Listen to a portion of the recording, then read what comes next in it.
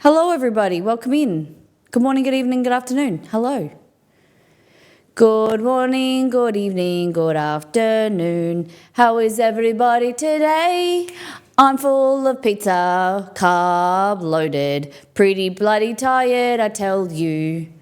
That's what I was going to say. I heard the introduction, but now I don't hear the music. How come? So take my earbud out? I might hear alerts if I want them. Okay, no worries, that makes sense. I won't hear music, so I might just... No, I'll leave it in. Hello, everyone. How you doing? Good morning. I'm singing very quietly. Yes. Hello. No, Miss Molly, you've betrayed us. You were supposed to speak black. Sorry. I got green pants on. I got my tracky pants on because I was so tired. I you know how tired I am? I put a shirt on and then I was like, I'm going to wear a dress. So I honestly went to the rack to put a dress on and then I realised I had a shirt on already. I'm like, can't wear a shirt and a dress, Molly. I was like, okay, I'll just keep the pants on that I'm wearing. Oh, hello. Welcome in. Welcome to Monday. So the food that we were going to make today has been moved to Wednesday. For those that have been paying attention, have been around, we did a pizza party yesterday. So, but I got to take it back to Saturday night because yes, we've been watching the Olympics and the time zone is pretty shit for Australia. So we stayed up until, what time? 11:30 on Saturday night. Watching Jess Fox, the gun, do her kayaking, K1. She got the best time. So the thing is if you've seen some sports like kayaking, they, like in the heats, it's not like swimming where everyone goes at once. Kayaking, they go one after the other, right? And so you've got 26 participants or whatever in the heat. So one goes, and then they learn forever. Delicious. Deteriorating order, well, like lower order. So the faster people who like qualify the fastest, they go last. So they get the opportunity to. Thank you, Anonymous, for gifting to Cad. Cad, welcome back to Mollytopia. Cad has made an appearance. We've blessed us with his presence, guys. He's a busy boy now. So anyway, kayaking, what happens is the best people go last. Our girl, Jess Fox, is the best in the world. So she went last, and what happens is you learn from the next people, and it's like a blind, you go in blind at the beginning, and unfortunately, the worst person, they have to go first, and they've got to do it blind, and then everybody else after them learns from the next person, or like the people before them. So we were up to 11:30 watching the qualifiers and she got in. We went to bed. I woke up at 6 a.m. the next morning, just because natural alarm clock. Made 18 pizza doughs and 2 focaccia doughs and prepped most of the ingredients, got into the car, and we decided we'd get a new gas bottle. We didn't know how much gas would be in our gas bottle, so we thought we'd get a new gas bottle. Left the gas bottle here. So I disconnected the pizza oven. Exceed put it in the car. We were just driving away, and Exceed goes, "Did you get the pipe, like the gas pipe that goes to the pizza oven?" And I was like, "No." So luckily we were in our driveway, stopped, got the gas pipe, to then buy a new gas bottle. We were almost about to drive 40 minutes away and then get there, like set up at my grandparents' house with no connection to the gas, between the pizza oven and the gas bottle. But luckily the man, he's amazing. Everything else checked, and we were... you can transport the oven is amazing. We impressed a lot of family members yesterday. I am just in love with this pizza oven. Honestly, Exceed carries it himself, but you meant to carry it with 2 people. It's 23 kilos, which is about 45 pounds. And we put it in our car, back of our car, and then we stacked up. I have to show you a video of all the stuff yesterday, packed it into like containers. The biggest thing was all of the pizza doughs. And then we drove 40 minutes. It was rainy and everything. Luckily, my grandparents have like a patio and closed area.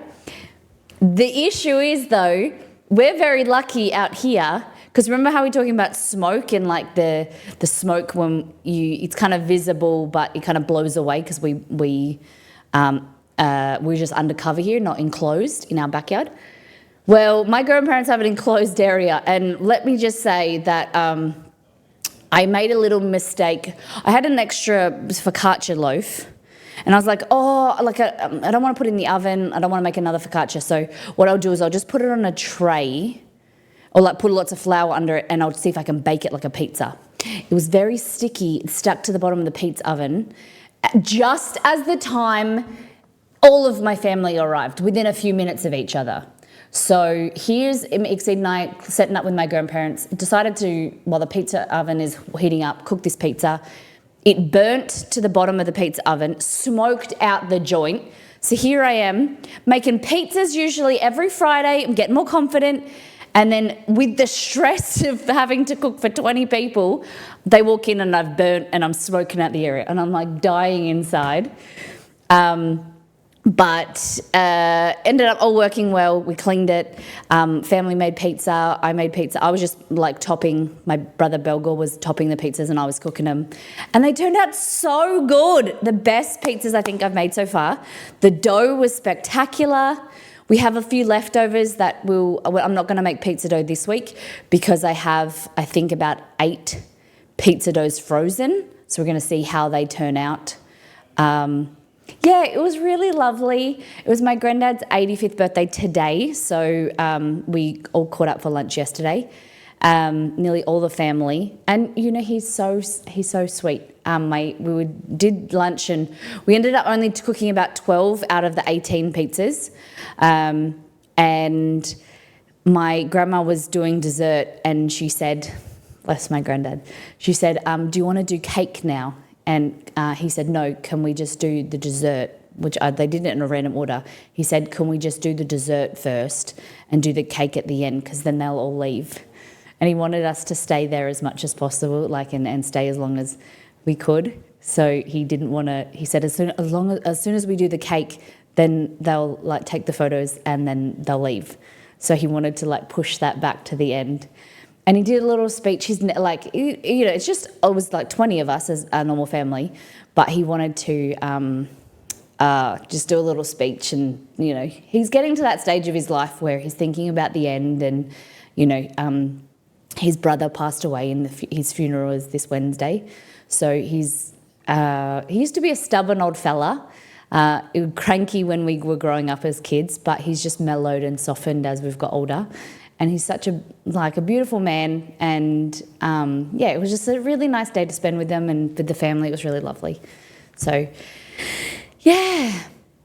Hello, welcome in. Sorry, that was just about my weekend. So, exhausted. We ate pizza, but I didn't actually get to eat many pizzas because I was making them the whole time and standing up. So I had an accumulation of crust because I took from 3 or 4 pizzas, I took a bite and then I'd have to keep cooking.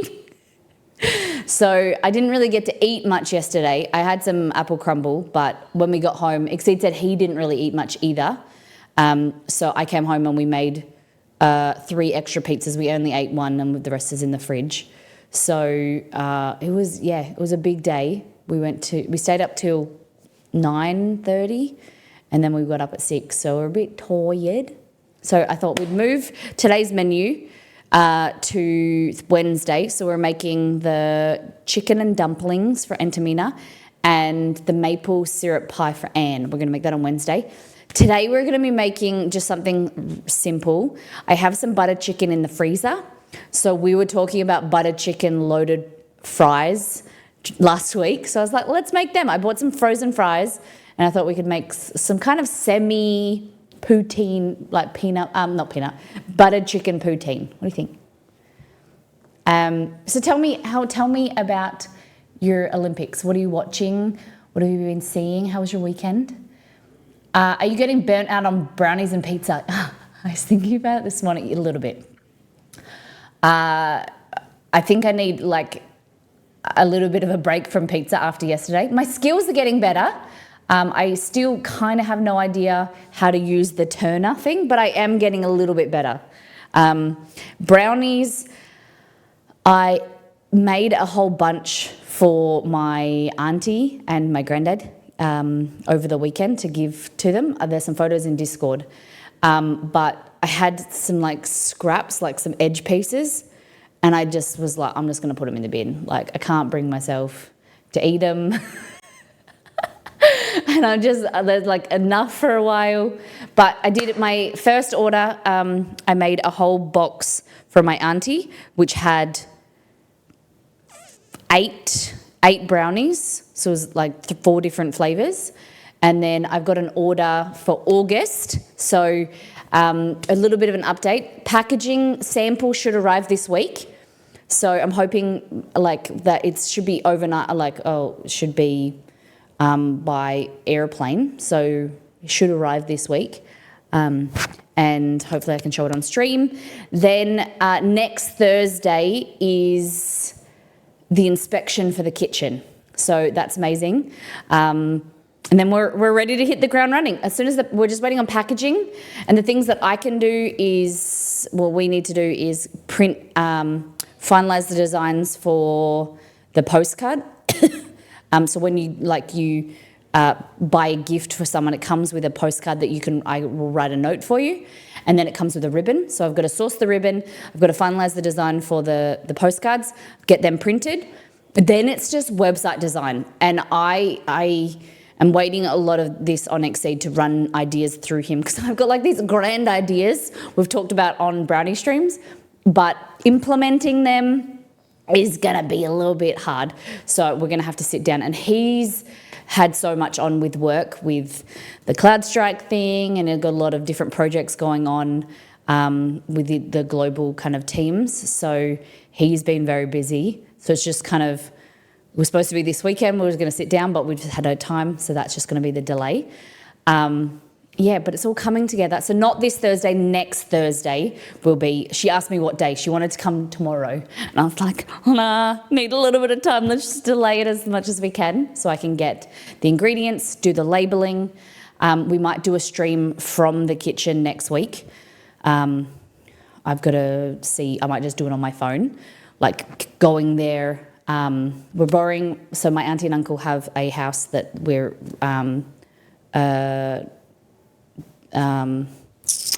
setting up as our kitchen. So they are in Africa this week, so they're going to be away for a while. So I get to set that up. We'll do some streams from there, and it'll be lovely.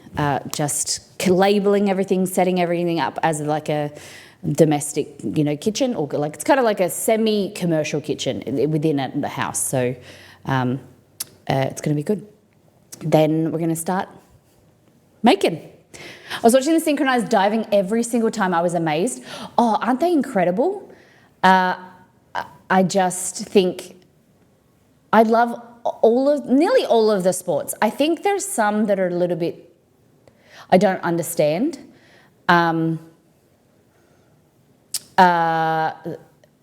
not sure if they should be in the Olympics. I don't know. There's some weird sports out there,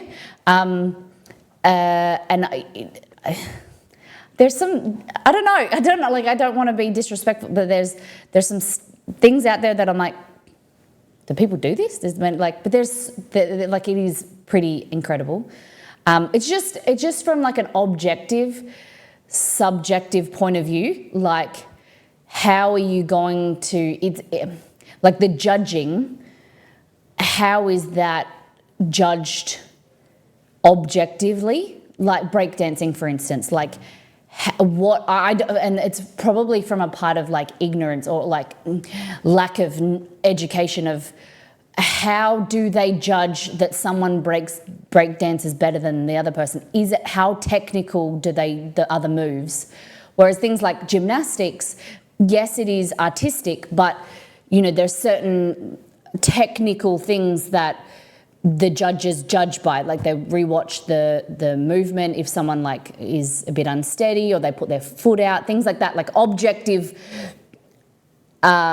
judgments. Whereas like it's just wild. Some of the sports are just incredible. And I forget how emotional I get. I don't know about you if you're the same, but I get super emotional watching sports at the Olympics because of I'm a sucker for a story, or just seeing how emotional the coaches get, and that is someone's lived and breathed that for not just 4 years leading up to the Olympics, but like their whole life.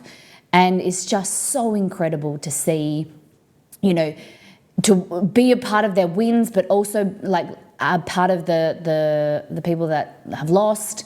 You feel for them as well. It's just a beautiful time of I was gonna say part of the year, but it's every 4 years. You know what I mean? Sports aside, you okay with the Russians being the Olympics under the neutral flag? I think it's really important to not tar people with the same brush.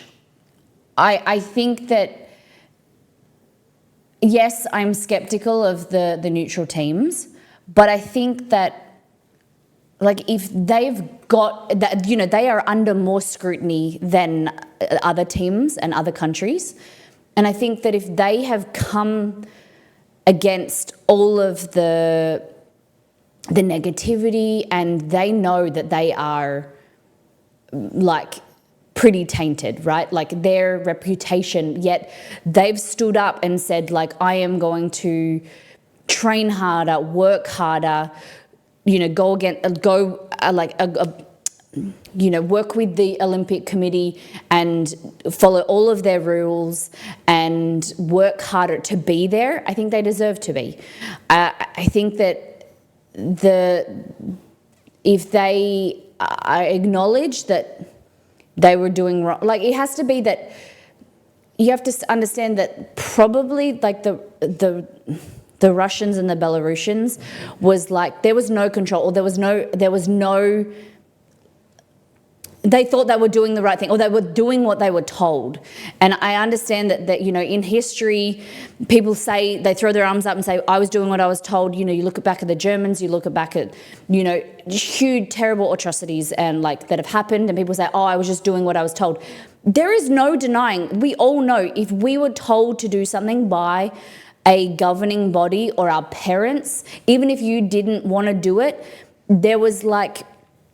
there sometimes has been no ability. It's like you do it or you don't participate. You don't do what you love, or you don't even know that you're doing the wrong thing. You grow up feeling like being told that you have to do this or this is the right thing. You have no outside experience. You're just, you're being told that this isn't the best. Take this juice, take this shot. This is for the best interest of you. You just have that assumption that you're doing the right thing, or that it is, it is okay. So I think that you have to give them the benefit of the doubt, but also, like, I'm talking about the doping thing, right? I'm talking about the doping scandal. That's like the neutral, like, but the issue with the politics of the countries like at war at the moment, that's another thing. Like, should Israel be there? Like, is that fair that Israel's there? Or like, there's so many things that if you could pick out different countries and say they've done bad things, they've done this. Like, at the end of the day, like those sportsmen aren't at any like level influencing Putin or whatever. Like, they're just trying to do what they're trying to do and like be the best in their sport. And it's really hard to reprimand them. Is it fair to reprimand them? Like, it's a really ethical conversation about saying, I think it comes down to like the sins of the father, right?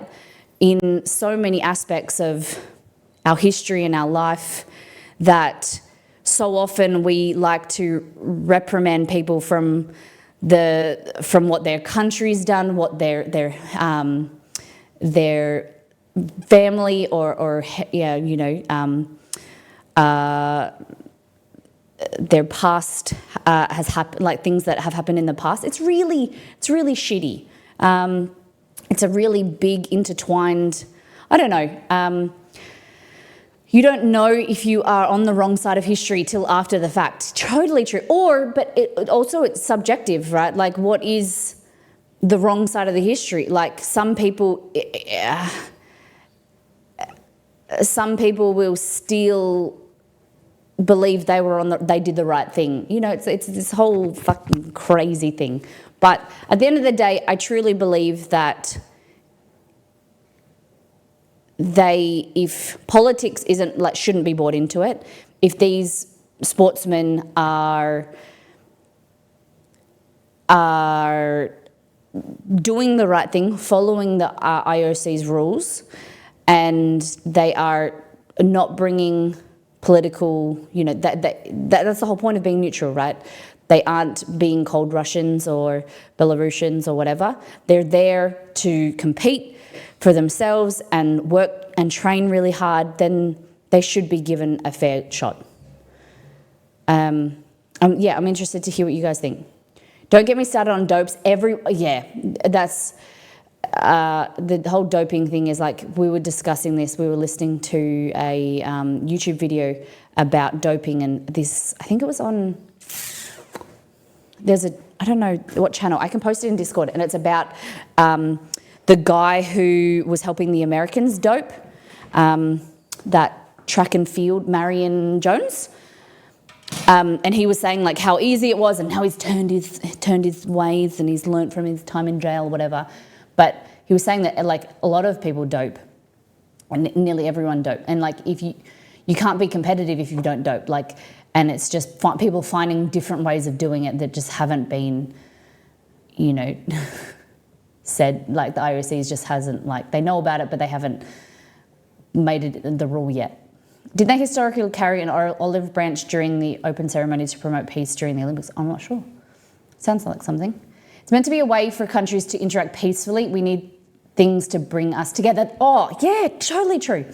I think that at the end of the day, it is a beautiful reminder that we all should be equal, and that it doesn't, like, moving politics aside, that fairness. Exceed and I were saying we were watching the basketball and the focus. Thank you, Knife Clan, for the resub.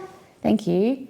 Welcome in. We were talking about how, compared to like FIFA, for instance, like with the World Cup, the focus is on fairness and everyone's on the same playing field, and they've implemented a lot of VAR strategies and like what you would call them, like in cricket, like the third umpire. There's a lot of oversight on making it fair, but also like not just on the ball.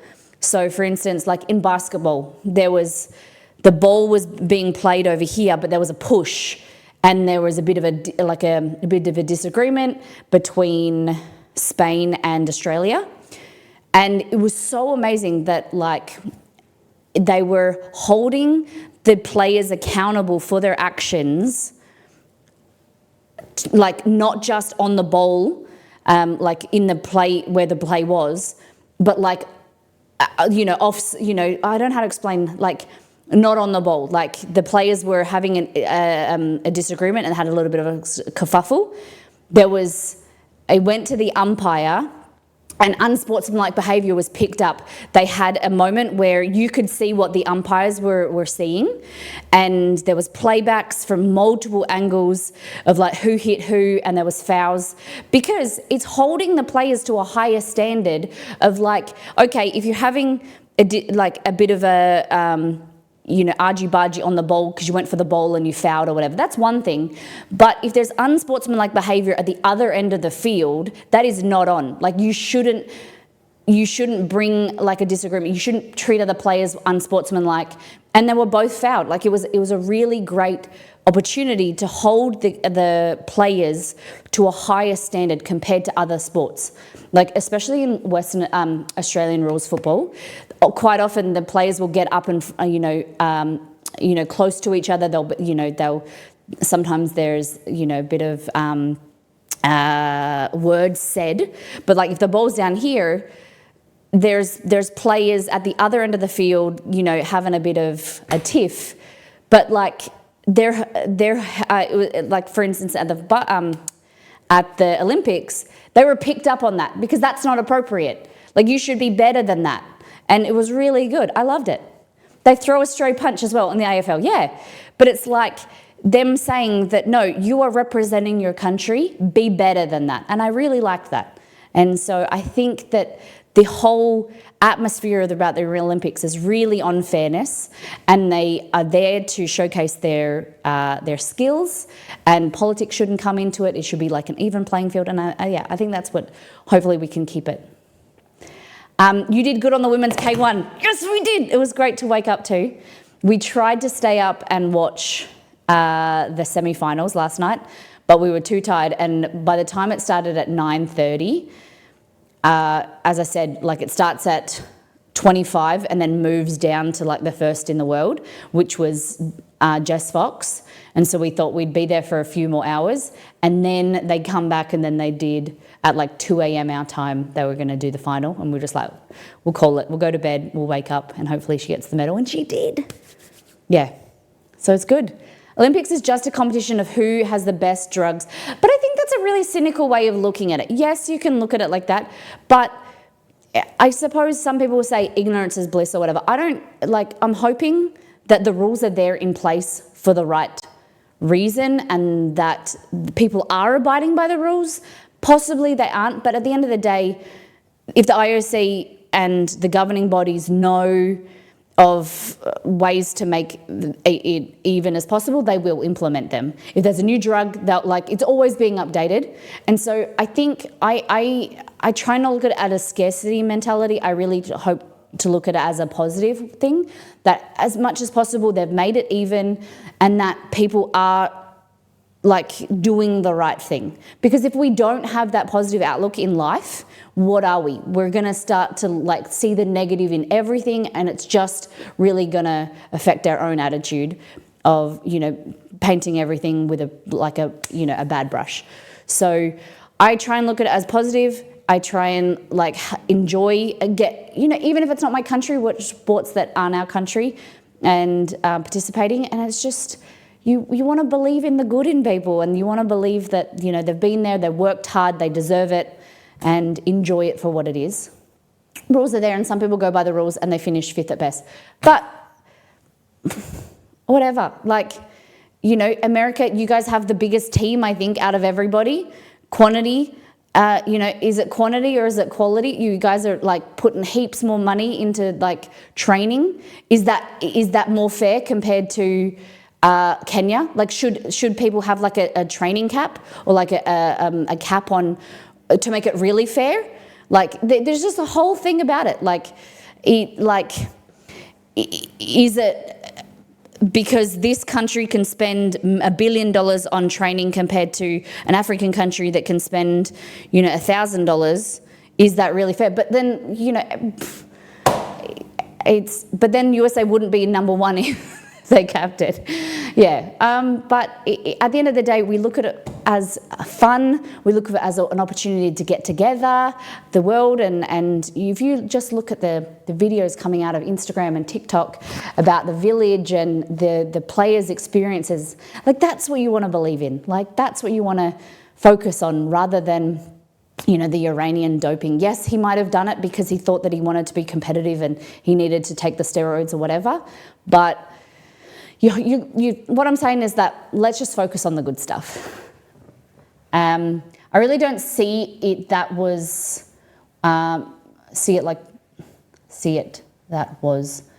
there's so many rules, regulations and testing to compete. It's something for people to look up to.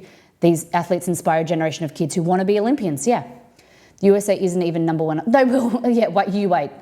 We come out, like, as I was saying on Discord, like, Australians grow up swimming. They grow up around water. in the first few days, you'll see that we'll, you basically come out of the womb, like in swimming. Like Australians, it's ingrained in our culture to be around water. I think it's like 85% of our population lives within a few kilometres or like within a kilometre of water or something, or like the ocean. We will succeed at sailing, kayaking, swimming predominantly, and then towards the athletics, like we kind of taper off. But we got our moment, we love it. Either way, the athletes sacrifice so much and work so hard, either whether doped or not. Oh, even if you're doping, you're still working hard. Yeah, we hope that they're not doping, but it's the mental, not only the physical, but the mental load on it. You look at Simone Biles, like the pressure of her, like the pressure of the country on her shoulders would have been huge. When the media and everyone's calling her world number one and there's only so much a person can do to block it out. But I think this year, this Olympics, she's done a lot of boundary setting and she's on fire. Like, she's amazing. Most people live by the coast on the planet. Yeah, I know, but you know what, if you look at Australian maps compared to the US, you guys have far more people living more inland than we do. Like, we have desert. The whole middle section of our country is uninhabitable. I would have a lot to say. I'm going to leave it here. Came here for a good stream and have intention, and I have no intent. No, that's all good. I can understand. And that's what I'm saying. Like, I'm just trying to nip it in the bud, because the thing is that we can certainly take the discussion further, and it's a whole rabbit hole. And we can talk about it in Discord if you want to join Discord and we'll have this conversation. But it's really hard to articulate myself, or and sometimes I don't really want to, because everyone will have an opinions, and it is a very big issue about, especially the ethics of, like, should we have this country, should we not, is it really, it's a bit very, like most topics, like politics and everything coming into it, it's very, very deep. And I think I just want to enjoy it. We have a chat about, like, keep it pretty lighthearted about what country or what sports you guys are liking, because we're gonna keep it positive. No, let's do that, because it's going to end in politics and I hate that. Yeah. It's to get away from the kangaroos quickly.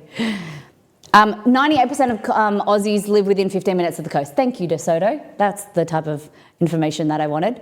Yeah, what a majority of the people are very close to the ocean. 15 minutes, that's a few kilometres, right? Let's go with that. Let's get cooking. All right. Opinions are like bungholes. Everyone has one. They tried to use them. Some shouldn't. Before we continue, let's go back to last time on show. We did it on the last stream. We did Jennifer Aniston salad. We made some blondies. Oh God, they're so good. Guys, we made blondies 2 different ways. White chocolate, caramelized white chocolate, and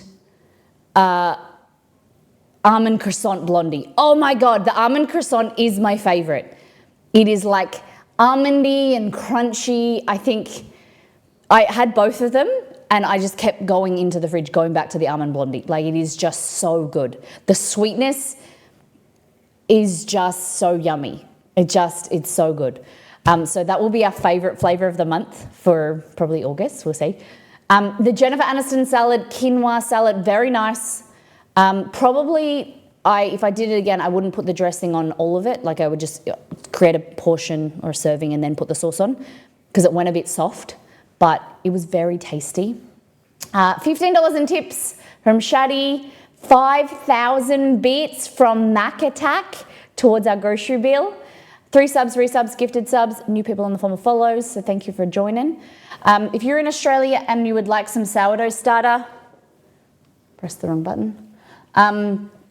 I will send it to you, I'm packaging it up, dehydrating it, and going to send it this week. So it's $10 if you tip the channel $10.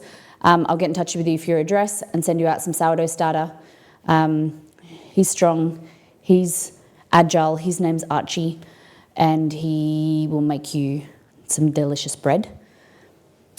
I'm about 10 minutes away from the ocean. I am 350 metres from the ocean that way, I think. 400, let's go 400 metres. Hey Google, what is 400 metres in miles? 400 meters is equivalent to 0.249 miles. Yeah, so like a quarter of a mile that way. We don't go though. It's one of those things that it's nice to be near, but Exceed and I aren't ocean people. We like looking at the ocean, but we can't see it from our house. But we take the dogs there. Chester loves running around the beach. The dogs love the smells, but Romeo hates, they don't like the water at all. Cries in landlocked state. Oh, do you have any lakes nearby? Don't you have like big lakes, Grand Lakes or something?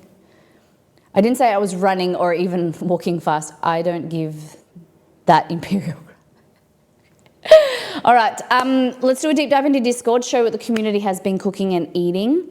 And then we're gonna reheat some butter chicken. We're gonna make some fries. I might even make French toast. We'll see.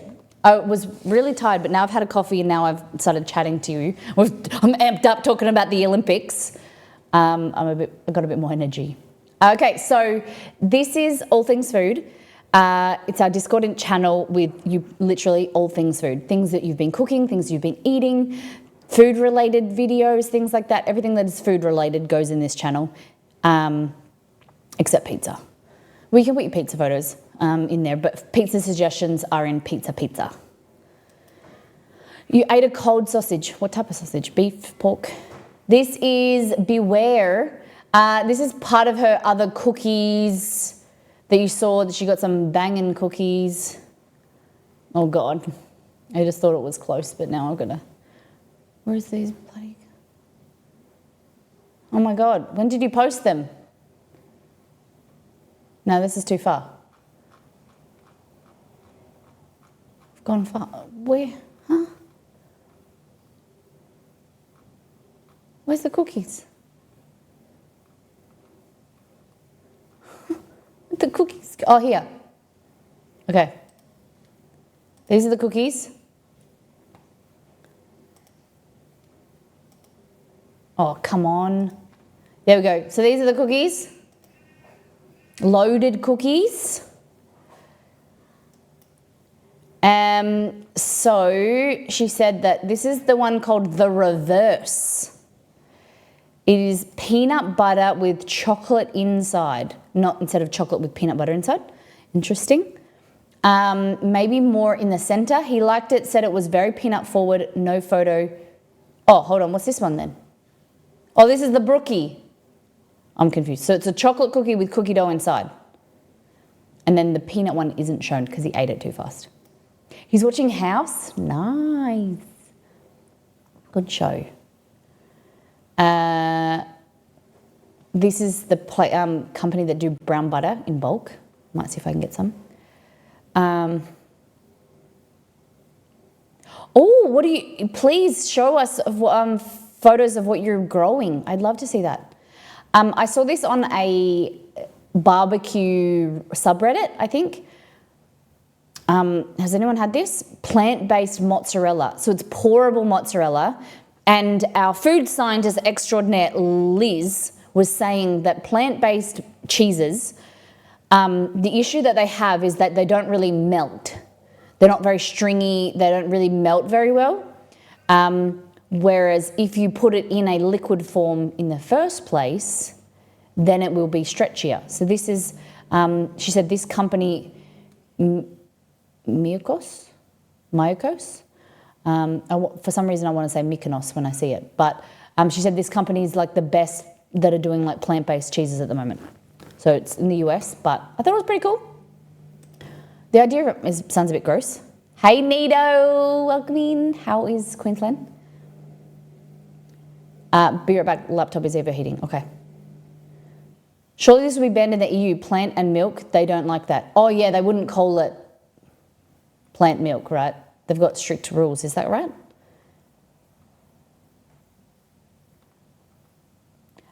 So this is what it turns out like. So you pour it on and that's kind of, it just then sets harder so it looks like mozzarella, the final product. Pretty cool. Grumpy finishing off her Friday. Plants don't have milk, so yeah, I get ya. Grumpy finishing off her week, her Friday with a little frothy espresso martini. Yeah, we can't call it milk apparently. You just call it juice. We were watching I woke up early in the morning, just ignore my plant that's kind of dead, but it's starting to grow back. Every time I go into the TV room, I look at and like, I should just really like cut those dead leaves off. And then I can't be bothered getting up, so I never do. Anyway, this is not just getting distracted. Woke up early, like 5:30, 6 a.m., got Exceed out of bed and we started watching the Olympic ceremony, the opening ceremony with my tomato on toast and my tea. And this is pretty good. I haven't really used it on anything, but I had a little taste and it tastes nice. My cousin really liked it yesterday. He put it on his pizza.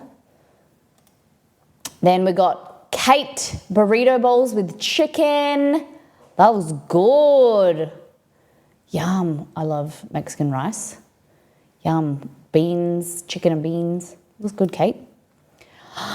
This is the batch of brownies that I made for my auntie. So she wanted regular, like traditional brownie and then caramel. I'm going to ask for reviews from her. The caramel brownie looked good, but I'm still not sure about it as a brownie for the bakery. For those that don't know, we're starting an online bakery, brownie bakery, in the process of setting up and beginning. So I'm just doing some testing, and I can't find a caramel that I like. I'd love like chewy chunks, but because the brownie, like this brownie especially, was really fudgy and gooey, the caramel was too firm, so you bit into it and the whole piece of caramel came with you. You'd have to keep cooking the brownie so it was like firmer, but I think that defeats the purpose of a fudgy brownie. So at this stage, there's going to be no caramel in the beginning, but I'll keep working because people seem to like it a lot. My current obsession, baba ganoush with roasted veggies. This time I added onion, zucchini, sweet potato, carrot, and a little cauliflower. And it was really good on some tortillas. Nice tray bake, and I usually do quite a bit. But you think that's going to last you a long time, but it lasts you like a meal and a half. The veggies go really quickly because we pick at them, and they also cook down and they reduce their size. But I think, guys, I think I'm going to say I'm a flexitarian. Like, I'm happy to eat like a lot of vegetarian options. I do like my meat, but is that a flexitarian? Or is a flexitarian a pescatarian that eats veggies? I don't know if flexitarian is the right word. I don't know the labels. Is a flexitarian a vegetarian that sometimes eats fish? Or is a flexitarian just an omnivore? Shadi was talking about some ideas for this is what I love, this discussion about like wanting suggestions about what like to eat that week and plan for the meals. I love this chat. Why does everything have to have a label these days? I know, I'm of that belief as well. But I like vegetarian meals, that's what I'm saying. Like a flexitarian is a vegetarian who eats meat rarely. Okay. both of us are starting to eat a bit more veggie, but we do like our chicken and meat. But yeah, we're very omnivorous. I'm just trying to explain that I'm eating more veggies stuff. I think I'm flexitarian then too. I eat meat and sometimes veggie. I'm really liking increasing my veggie count. I said to exceed that. I just want to eat more vegetables, and the way that I'm doing that is making more vegetarian meals. But I am not very big on plant-based alternatives. Mentally, I can't really get there. Like I'm trying with TVP and like burger patties and things like that, but I'd rather just eat veggies. I'd rather have like cauliflower buffalo chicken, buffalo bites or things like that, just trying to increase my veggie intake. I can't really get around the amount of additives and in alternative products. Whereas meat, having a ground beef patty compared to like a plant-based with like all the stuff in there, and it's like I think it's just the mental, not mentally strong there. Whereas like if I know I get a bit like icked out, like when I go to bite into a burger, I think it just, the more you do it, the better you get at it. That's totally fine. Thanks. Eat more veg, less meat. Yeah. But I think there's more and more plant-based alternatives being available and at a better price. So, keen to try it. I don't like seek out a lot of like plant-based things, but if it's there and I like to try it, then I like. Eat what you like, do what you like, no matter what other people think, and do not need to share that on Facebook for approval. Yeah, but you got to share in Discord. Skip. You have to share on your Discord what you've been cooking and eating. You don't have to share it on Facebook, but you have to put it in Discord. Flossie spent time in the kitchen yesterday afternoon, about 4 hours. Indonesian food. From the top is chicken, veg, egg curry. Emping bitternut crackers. Okay. Beef rendang, tempeh, and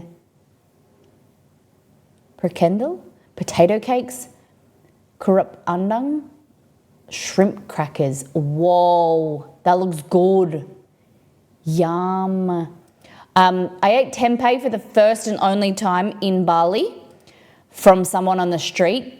I would like to try it again because it was not good. It was like tempeh that was like coated in like a syrup type thing and like crunchy, and I didn't like it, but I would like to try it again. I have tofu in the fridge I need to eat, guys. So if anyone has suggestions of what to do with tofu, let me know. That was good, Floss. Thank you for sharing. This is the blondies that I made for my auntie. I didn't have any really cool chocolate toppings or whatever, but I think I did pretty good for the first real try. I tempered this chocolate in my sous vide. Problem is, I made the brownies in the midday, and I wanted to temper the chocolate, and you can hold it at the 90 degrees Fahrenheit, 37 Celsius, in the sous vide. And so I was waiting for them to cool before I piped it, but then I cooked the brownies and they're a bit too fudgy, so I put them back in the oven, and by the time it was kind of too late they weren't going to be cool enough. So I popped them in the fridge and I left the sous vide on all night. And I think it's kind of, I think it was just held at that temperature for too long. I think the cocoa butter wasn't as good as it could have been. Like it was just overheated type thing. So it tasted nice, looked good, but I'm glad that I have that experience now of tempering. This is caramel milk chocolate, which is like a caramelized milk chocolate. I didn't temper that. I just piped it on. It was a bit too runny compared to the tempered chocolate consistency, but it set pretty firm. So I did like that. I would like to know your opinion. The caramel chunks on the caramel brownie or the toppings, do you like them? What's your opinions on them being loaded? Do you like chunks, like large chunks? Would that put you off the brownie? Some people like does it look too sweet to have chunks of caramel? Does it look too much? What do you think? Having no chunks for you, Skip? I don't have that emote, mega consume. I love the ideas of loaded brownies. I like the chunks. Yeah, okay. Smooth and nice.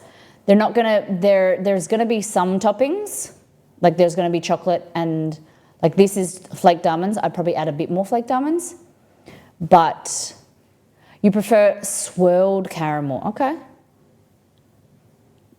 So I think I will offer some naked brownies and blondies. You can get a naked version, and that will be a little bit cheaper, but then most of them will be loaded. Could you add options for loaded naked brownie? Yeah. So they'll be in naked box. I don't think they look as good naked, but we will have an option for naked. Yeah, and because people aren't. Exceed isn't a fan of loaded, and so I think I want to offer those options. The benefit of loading them is that it covers imperfections. Say if the brownie was like a little bit dipped or it had a little bit of a crack in it, then the topping covers that. And you're getting a little bit extra. But if people want naked blondies, they'll just get the more perfect looking ones. As long as it's soft, not chewy. Yep, that's how they are. They're fudgy and like a little bit crisp on the edge. They turned out really nice. Options for naked. We love to get naked around here and give you options for clothes or not. Chocolate chunk are okay since they are soft to bite. Okay. Kate, we had 5 burros for lunch and had a chicken tacos. Amazing. Oh, they look really good. Yum. Those cracks equals texture. As long as they taste good, I don't care if they are imperfections. Yeah, you're nice. Some people will be like, oh, these look ugly. But yeah, I think the option. I want to be able to give people as much variety and choice. Toppings off Monday. That's it. I was about to upload pics on Discord, but they are all of my wife's phone. She'd like to take pics while the dinner cools down, as where I'm more into eating. Yeah, all good. Kate was buying some cookie dough and she said she's going to eat it raw. M&M minis, okay. I don't think I've bought M&M in a long time, but like baked with M&Ms or cooked with M&Ms in a long time. If you ever have an inkling you want to send me something from the US, North America, the one thing that is better, there's a few things that are better in North America, but pretzel M&Ms, American pretzel M&Ms are better than Australian pretzel M&Ms. They started making them here in Australia, but they aren't as good. The American ones taste better. I don't know what it is. They just have better texture, better in the you put them in the freezer. They're so good. So if you ever want to send me pretzel M&Ms, I don't mind the peanut butter ones. I'd like to try, there's heaps more in America than Australia. Yeah, the Aussie ones don't hit quite right. The American ones are so good. You've never tried them? And Pot's like, what are you doing? Pretzel M&Ms are the goat. Koalified, one of our community members, she taught when we were in the US. I think she put it in Discord. You keep them, she buys like little packs of pretzel M&Ms and puts them in the freezer. They're good. How about Miss Butter Chicken? We haven't even started yet. We're just still talking about the Olympics and now getting into food. People rave about the pretzel M&Ms, but the Aussie ones are nothing to write home about. That's right. Try the North American ones. They're so good. This is when we got home from the pizza party. We made more pizza because Exceed and I didn't really eat much. We were too busy cooking. This is sauteed chicken with red onion. I was supposed to put sour cream on it, but I didn't get there in time. This is tandoori chicken, which had mango chutney when it came out of the oven and sour cream. And this was a margarita with rocket or arugula and stracciatella, which is basically like that pourable mozzarella. Stracciatella is my new obsession because it's way cheaper than burrata and it tastes so good. It's the inside, stracciatella is the inside of burrata, that creamy, like that deliciousness is called stracciatella. and I'll teach you how to make it, but basically you shred like a big thing of mozzarella or bocconcini, you shred it, put it into a clean container or jar, pour over fresh cream, a little bit of salt, give it a stir, set it aside, like put it in the fridge for like a few hours. It thickens and it is so good. It's so good. Grumpy dumps, pork and chive dumplings. They look good. They look really good. Yum. 2, 4, 6, 8, 10, 11. You ate one, didn't you? I live in Finland, so that's about 4 months. I mean, I have no pics, but we have a little field where we grow potatoes, onions, carrots, cucumber. Can't even remember all.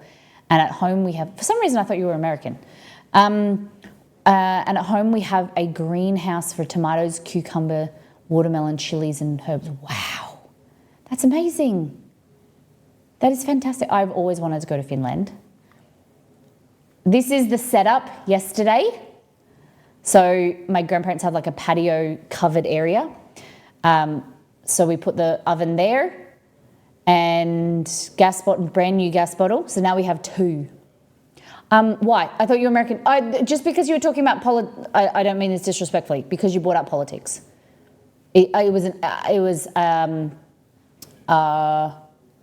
And that's why I don't like, you don't assume gender, you don't assume someone's country, because it's a very, like, I suppose,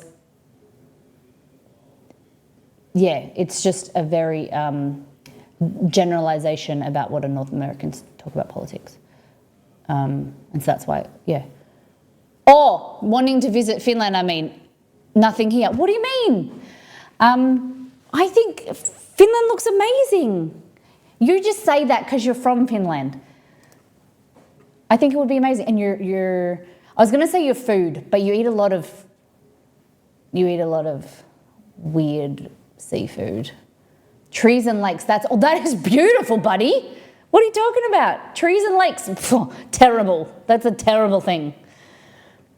I didn't even I love that you just,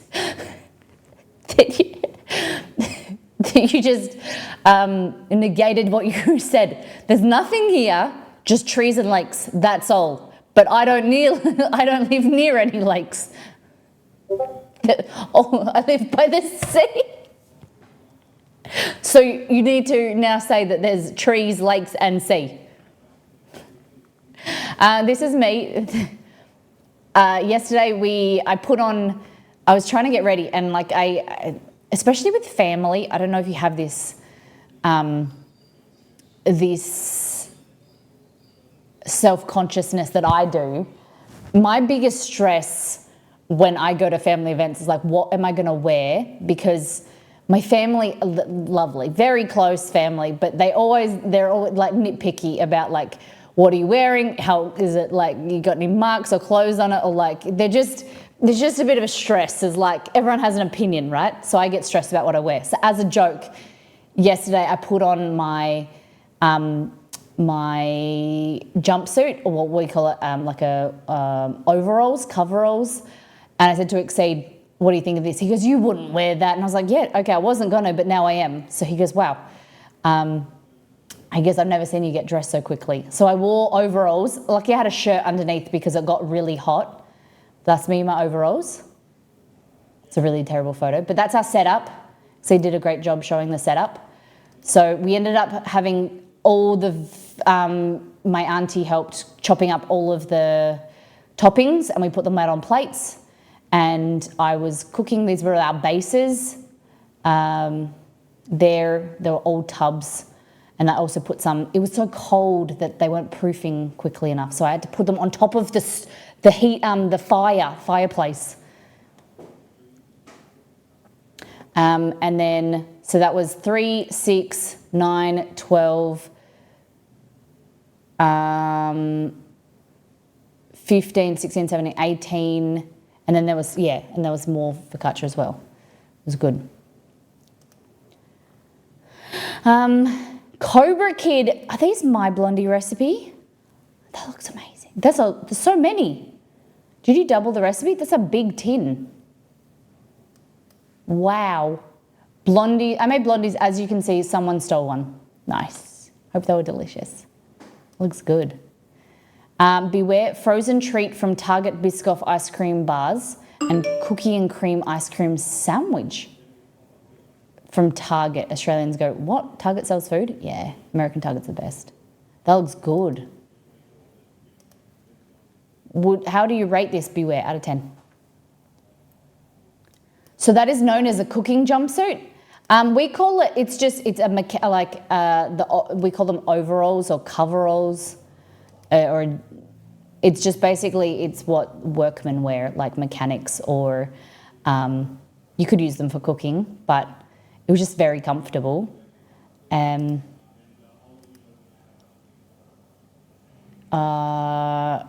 My auntie said that, like now, she said to my husband, Molly's here now cooking, then she can go and service my car, because I looked like a mechanic. They were saying that I looked like Mario. I didn't care. Alrighty. Got my wife an ice cream machine thingy several years ago. That thing made me really sorry to be lactose intolerant. You're lactose intolerant? For the Biscoff bars, I'd say 7 or 8. They're very sweet. Jay rates them the same, but that's impressive as he doesn't really like ice cream normally. Okay. I don't mind I don't eat a lot of ice cream, but I don't mind ice cream on a stick. Often, like we have, I don't know if you guys would call them like a Magnum. I don't know if you have a Magnum. It's like an ice cream covered in chocolate. I eat the chocolate around, eat a bit of the ice cream, and then it's just plain, like cheap vanilla ice cream. It's not very good, but I like the cookies and cream one where it's got something like in it, and it's like mix-ins. I'm a big fan of mix-ins. Ice cream sandwiches are a solid 9. I don't think I've ever met an ice cream sandwich that I've been like, I'll eat that again. They always taste so bland. And I don't know if I think the ice cream sandwiches that I've eaten, like Maxibon, I think that's what it's called. It's, again, vanilla ice cream, pretty boring inside. I need to amp up. Maybe we make some ice cream sandwiches on stream when it starts to warm up. I love ice creams on a stick, but find them too big. So mini magnums are great. That's a good idea. I like that. Okay. I mean, it's easy to make ice cream without milk or lactose, but they just turn out better when using milk. Yeah, totally true. Or even worse for me, condensed milk. I never really thought about condensed milk as just condensed lactose, hey? But it's so good and syrupy and delicious. I think we have Magnums here, but they are not cheap. So there's a good one called a Magnum Ego, which is basically vanilla ice cream covered in chocolate, covered in caramel, covered in chocolate again. The hand expressions don't really inappropriate. But yeah, that's really good. That's one of my fave. Or the one that's like milk chocolate and almond Magnum. That's good as well. But then I eat the chocolate off and then I give Exceed the ice cream. All right, so we're gonna make butter chicken loaded fries. They're the fries, beer batter fries. Oh goodness.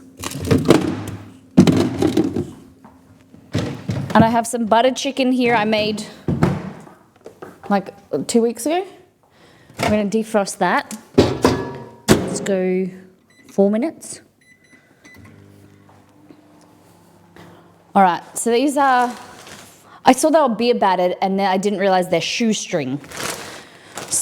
Oh wait, these aren't open. Shoestring are like McDonald's fries, basically. So they're a little bit thin. I find that they're either uncooked or they're overcooked. Really, like there's no in between. And then especially if you don't deep fry them. Sorry, if you don't deep fry them in the oven, they go really hard. So, would you prefer to oven bake them or fry them? or even air fry them. These are McCain. You have McCain in the EU? McCain, you've done it again. Do you have that slogan? That's the slogan in Australia. McCain, you've done it again. Shoestring are always better fried. I air fry all my chips and tots. I air fry all my chips and tots anymore. I think you mean I air fry my chips and tots. But they're the best ones you can actually make in the oven. Okay. So, Marge, I was going to say that, but I didn't think many people would get it. Marge, the rains are here. Where did you get your coveralls from? The trade store. So, like a Outlook,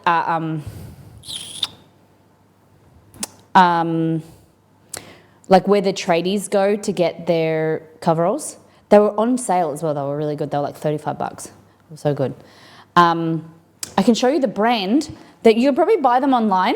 I think the store that I bought them was from called Hot Clobber. These ones are really good. You can get really expensive ones.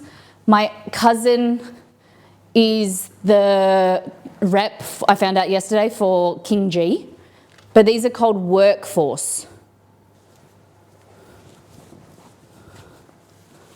Yeah, Workforce. Nothing beats confidence. They're not too heavy as well. But these are the cover.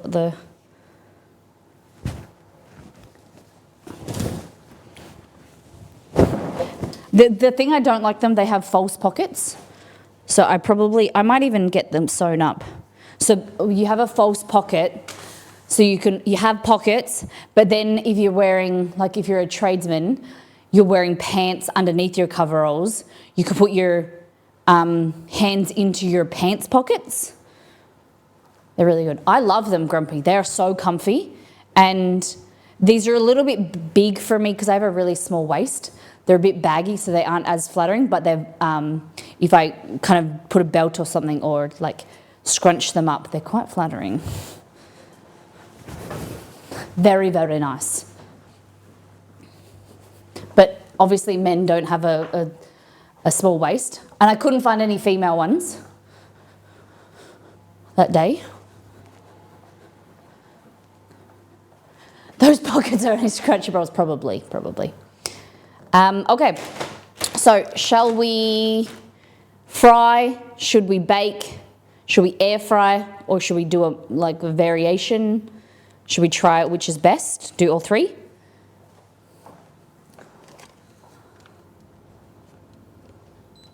Turning my heater on. Dickies do ladies coveralls. Okay. I think they're way more expensive. I would do all three as an experiment. No, they are. I used to wear those a few years. Yeah? Fry them. Okay? Oil okay. Oh my God. Are you okay? All right. So I have some mozzarella, which is going to act as our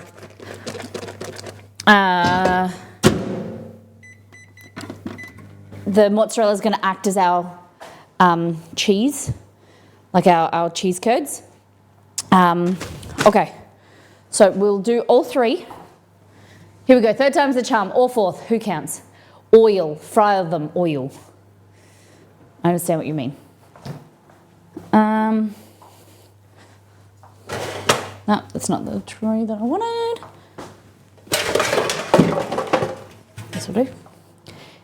Always the women's clothing that have the fake and shallow pocket. Oh yeah, isn't it? Why don't we get pockets? It's a good excuse though. If I don't have pockets, I give everything to Exceed so he can carry everything. Like I always give my keys, most of the time my phone. He's got into the habit that if I put my phone down, he picks up what's in his pocket so that I don't lose it. But then then I want it and I'm like, where is it? I thought I put it down. He's picked it up. So it's a blessing and a curse. All right, so we've got chippies in there. Then we'll do chippies in the air fryer, and then we'll do chippies cooked, fried. This one today. And we're going to do, what do we call it? Not lard? Lard? Yeah, we're going to cook it in lard. Beef tallow or whatever. The issue with this compared to vegetable oil is you need to keep this stuff in the fridge. I'm pretty sure. I don't know what the use by date is it. Super fry. Did you come out? Yes, my precious. Yes, look at that.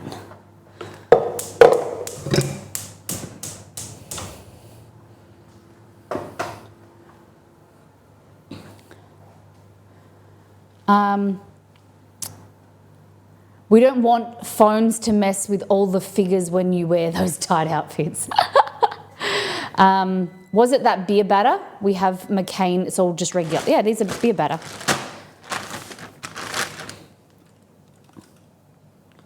Beer batter shoestring. Oh my God, Molly, I just found red belted coveralls on Temu, but they are like the dungaree kind with the straps instead of arms. Sure, what do you mean? Like the ones that go over like that? Like straps like that? Nice! That would be cool. Okay. See if this is...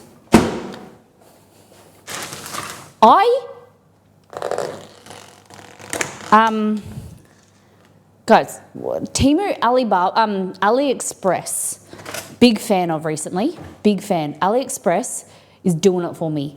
I have found so many cool molds, chocolate molds on AliExpress that are like $3 to $5 compared to I went into a kitchen store and they were $16 to $30.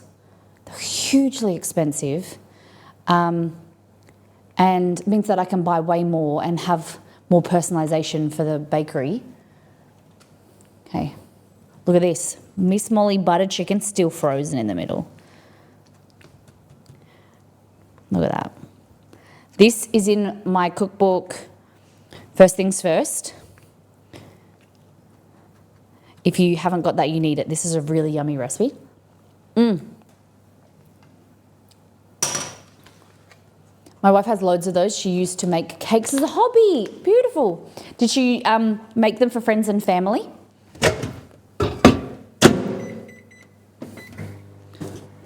Good morning, Chewy. So, what, can we give a recap? What's happening Olympics today? Day 3, is it? So it's 9:27 a.m. Paris is asleep at the moment, but what are we looking forward to for the next day, day 3? Matildas won as well, which is good. I scrubbed through the game. Matildas is the women's soccer team. I scrubbed through the game. They're pretty good. Goals on set pieces, which was good. I think they got really lucky. There was an own goal. And I think that they didn't play as good as they should have. But also, I'm not really sure. I don't know what level that team is, but that's not from my understanding. Does anyone know what they came, the team that they built, was it Algeria? No. I don't remember what team it was. But can you tell me what they came in the... Zambia. What did Zambia come in the World Cup? I just think that like the Matildas aren't playing very well recently, and they especially aren't giving the performance for a world, like a top 3 team. I think Zambia got out in the group stages, so that's it. Except I was saying, we were saying this morning, and he was just like, they shouldn't be 5-6 losing majority of the game and giving away 5 goals to a team that isn't top class. USA is playing basketball tonight. Nice. I'd like to watch that. Do you know who they're playing, Grumpy? Zambia is ranked 81st. Yeah, so it's disappointing that the Matildas, I don't know, what's your opinion? But I just think that, like, you shouldn't be able to concede 5 goals on a team that isn't in the top 50, at least. Rowing, fabulous. The Hockeyroos girls did really well. They won their game. Penny Squibb, who plays the Hockeyroos, I went to school with her. She's a bit younger than me. So it's cool to see. All right. So if you're just joining us, we're making a butter chicken poutine, basically. We'll do some mango chutney in there too, hey? Butter chicken poutine. I haven't watched the games because of the time zone. They don't seem to be in their stride at all. Yeah, I just scrubbed through it this morning. I don't know, it seems a bit worrying. And I'm worried that if they're not doing very well, Gustafsson won't re-sign. Like if they aren't playing well and they have a bad Olympics, I'm worried that Gustafsson won't re-sign. Like, I don't know if he's likely to re-sign anyway, but our coach for the Matildas, he's out of contract at the end of the Olympics, and like there'll be pressure on him, and he's just like, I'm out. Like, I'm a bit worried about that. You don't have a fryer? No, deep fryer, no, I gave you this. Is a deep fryer, do you think it's worth it? I just think it might take up space and you got to clean it all the time and whatever. What? It is? I don't know. I don't mind this. I don't know the temperature. Like you got to like guesstimate the temperature or put a thermometer in there. It's a bit tricky, but who has an air fryer? Who has an air fryer? I find they use too much oil compared to a saucepan. All right, that's your butter chicken. Then we've got mozzarella, semi-firm mozzarella. It's going to be our cheese curd. Then we've got mango chutney. Anything else you recommend, Margot? Greek yogurt or nah? Hello, ready, Patty. I love it, would never had bought it for myself, but I use it a lot. You have a small air fryer. Who has a deep fryer? Who has a deep fryer? And like a hot, what do they call it? A fat fryer, deep fat fryer, some people call it. My deep fryer is just a tall saucepan with a matching basket. $90 from Kmart. It's all I've ever needed. Okay.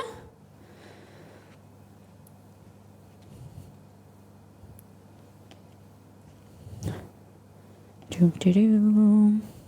won't need that much. I do. You pretty much use it, I use it for pretty much everything frozen. No, a deep fryer, Shay, or an air fryer? I have a pot with an oil in it. Okay. I have added a sour cream to my butter chicken because I find the one I bought needs that. Made sure the chippies were salted, just can't have unseasoned chippies. Definitely criminal, right? I'm going to add chicken salt, of course. Proper fryer, 3 litres of oil, and that thing lasts for a month, even in heavy use. Okay.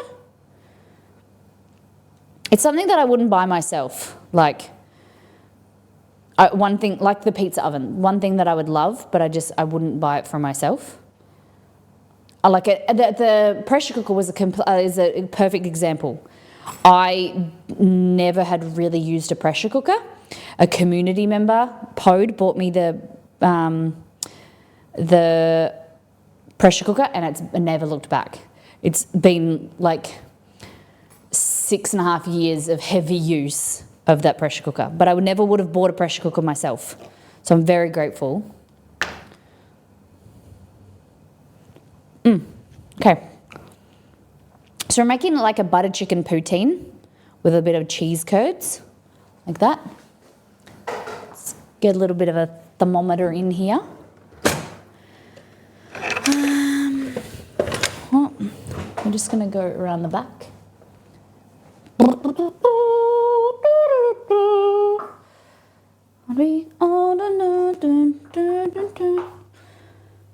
Okay, no.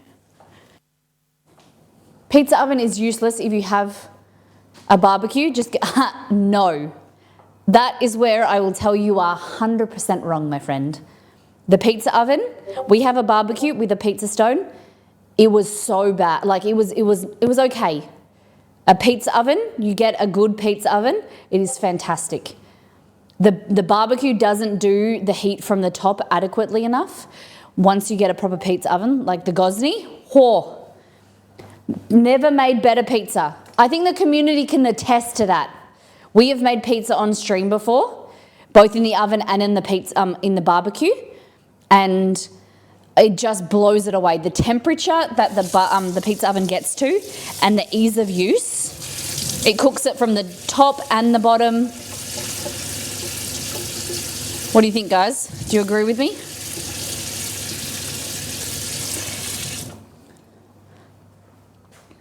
It's the dome shape that makes a difference. Yeah. My brother has a pizza oven, I have a pizza stone, and I make the same. Oven only makes it a bit faster. Okay. Maybe you've got better skills than your brother. But maybe the style of barbecue makes a difference, because I just found that our pizzas just didn't get the right, even cooking, and it was just harder to control the temperature as well. Okay. So this here is a thermometer, a silicone thermometer. So you just pop it in like that. Yes, skills, I like that.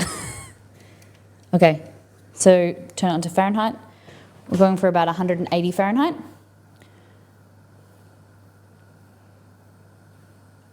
Yeah, I don't know where my you remember that? I have a thermometer it's got like a little, it looks like a Thermapen. Oh shit, there it is. No, I just saw it. I would like to get a good quality one of these. I think this is possibly a bit cheap. So it just doesn't do the temperature really quickly. It's not like, it doesn't read. This is reading it as 159. And this is reading it as 158. There's like 4 degrees difference. Interesting. You go with meters and liters, and now you're going with Fahrenheit. No. I was saying I was taking it out of Fahrenheit. I accidentally pressed the button when I turned it on and put it in Fahrenheit. I use Celsius. Don't worry. I am the master race. Okay. Kidding, Americans. You should use Celsius and Fahrenheit. No, you should use Celsius and centimeters. Okay? All right. Now, I think we're ready.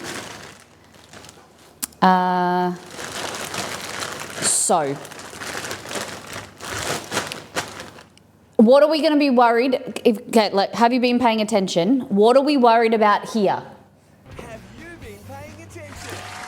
What am I worried about when I put these frozen chips into the hot oil? What am I worried about and why? Does anyone know? I have one of those and hate that it always defaults to Fahrenheit. One that remembers my settings would be amazing. I like freedom units. All jokes. I'm going to call it the early, Beware's like, Molly made an American joke. I'm out of here. Beware. Have a great night. Oil splashing, oil boiling over it, spilling over it, frozen moisture splash. Yes, skip. You can get VIP. So these are full of water. When you freeze potatoes, if there's moisture in there, what it does is the cell membranes will break and it will release the water. So as soon as I put these into the oil, the water is going to react with the oil and it's going to bubble. It's an oil splash. So Margot as well, you get VIP. And it's going to bubble over. So if you're worried, some people will have a hard time putting this directly into the oil like this because it will splatter up. So what you can do, grab yourself one of these and you pop your bit of potatoes on at the time and then lower them in there, okay? So if I do this, not too bad. So what I would usually do is lower it in like that, but it's already splattered and got me, right? It got me. So what I would recommend is doing this, popping it in there and then just dropping it in, okay? Saw someone asking if they could freeze leftover oil and I was like, fuck no. I never thought of that. Hey Google, can you freeze leftover oil? On the website americastestkitchen.com, they say, though an absence of light is important, very cold temperatures are most effective at slowing oxidation and the production of peroxides, which are the source of rancid oil's unpleasant taste and smell. That's why storing oil in the super cold, dark freezer is your best bet for keeping it fresh. Okay. America's Test Kitchen. Interesting. Paper towel. America Shores. Thanks, Google. Alrighty. So your temperature has come back down now to wait for it.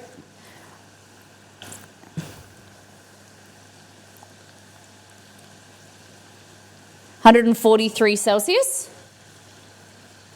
compared to it was 180. So I'm going to turn the heat up. No wonder they have so many accidents. That is a bit cold. Yeah, so we're going to bring it back up because that's why you don't overload the pan, because it's going to drop the oil quite a lot. So you want to do a little bit at a time and do it in batches and then bring it back up. I do usually 175 to 185. Okay. I'm going to take these out, pop them there.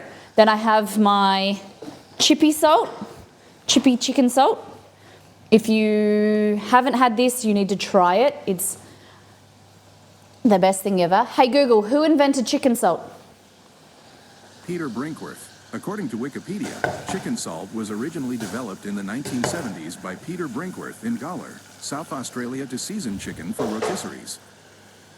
And then use it for chips. You got to use it for chips. Okay, like that. Chippy chicken salt. It's the best brand, Anchor. That's my favourite. There's a lot of crazy people out there, other Australians. Don't listen to them. Ours is the best. Mine's the best. All right, so I think this is going to be done fast before the others. Look at that. Let's just take a little chippy out.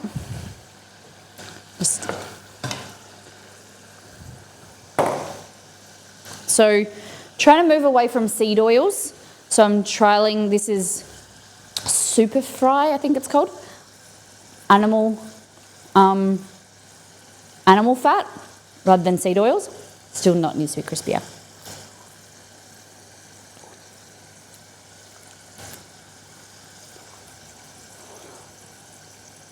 Yeah, here we go. Fryer keeps a constant temp, so yeah, it's worth it. But the thing, even if you eat, that doesn't matter. Skip. As soon as you put oil or something cold in the oil, it's going to drop the oil. The fryer is going to bring it back up to temperature. It's going to drop some. It's not going to keep it constant the whole time.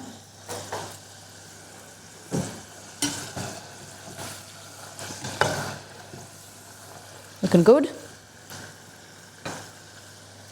All right, I'm just going to take some of this buttered chicken out.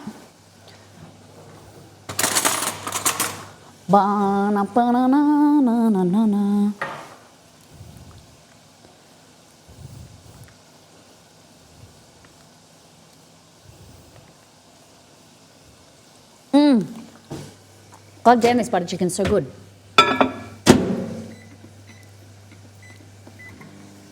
Okay. Like I said before, I don't want to overcook them because then they will go really too crunchy. I'm going to just take one little one out. Just like that. Sit there. You want it to have some crunch? That's good. A little bit more. Put it here. Let it drain. Chippy salt. Plate. Okay?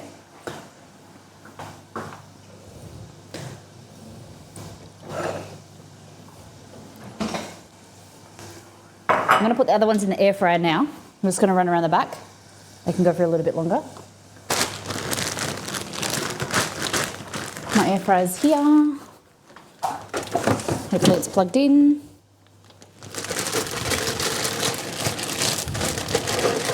Oh. Okay, 180. We'll do it for, might actually do it 200 degrees. Let's go for 6 minutes. I don't have too much experience with air frying. I take a potato however you give them to me. All right, you ready? Turn this off.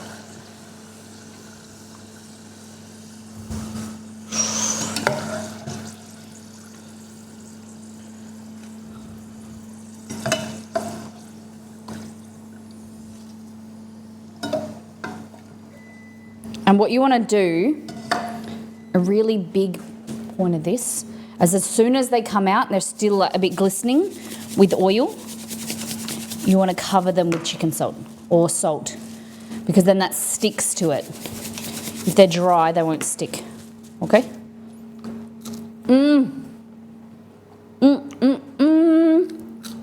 Oh, yum. That is delicious. All right. Molly put the butter chicken in for a bit too long.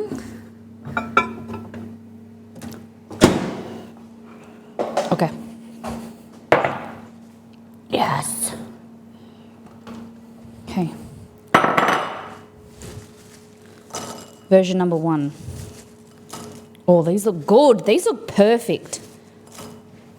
Oil, definitely the way to go, I think.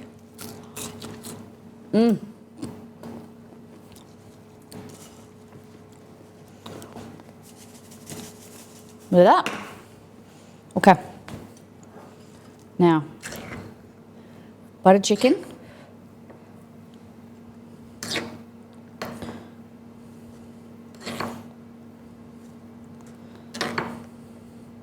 We need to leave some for the other. Oh God, that looks good. I'm not really a loaded chicken, loaded fries person, but these are really crispy. Oh my God. Okay. My cheese curds are a little bit too big. Just chop them up a bit. Look at these.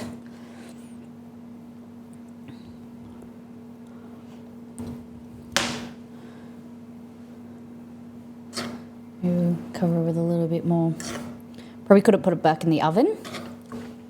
Yum! Rule number 1, bring snacks. That's it. Oh yeah.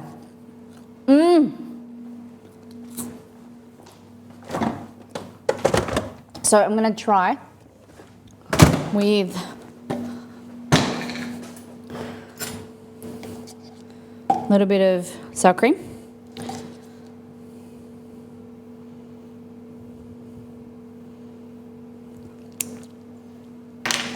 Yum.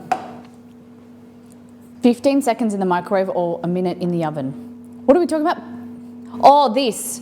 But I don't know if the chips will go soft.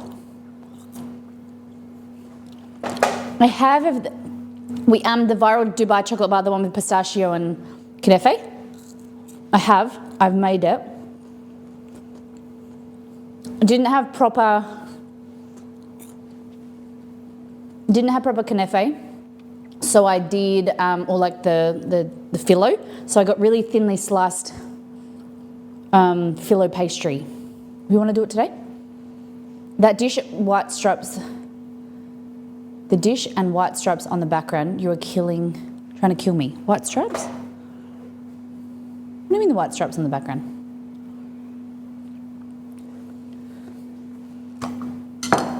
It made me think of you, did it? Aww.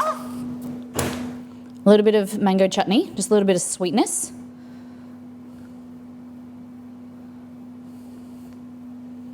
Oh, okay, sorry, I don't have, this morning my earbuds wouldn't connect with the stream, so it wouldn't connect with the music. I can hear the alerts and I can hear Google, but I can't hear the music for some reason. So,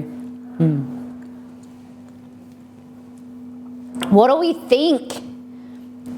Let's have a try of everything. Margot, I think I'm a convert. Loaded fries, if they're like this and they're extra crunchy. Can you hear the crunch? Ready? Ready? Hold on. Pause the music again. Ready? Can you hear that crunch?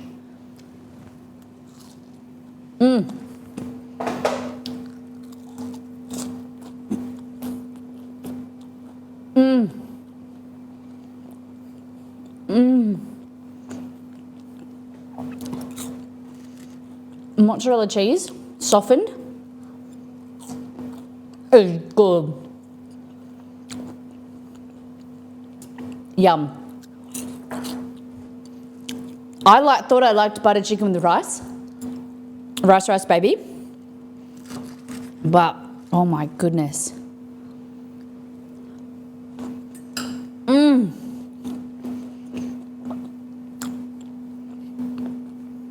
You have to do the mango chutney as well. You know how I'm a fan of curry with like a sweet sauce like mango chutney. It works so well. Butter chicken with fries, next level, with mango chutney and cheese curds. Butter chicken or paneer, baked potatoes. Do I have any potatoes? But look at this cheese. So we don't have like poutine cheese curds in Australia, but we do have like that doesn't go squeaky as much as the cheese curds, but it does like go chewy. And so that is like low moisture mozzarella. It's quite nice. So I don't think you really need to heat it because then it has more of a chewy texture to it. If you melted the mozzarella, it would go too soft, I think. So having the natural, like the heat from the chips has softened it just enough.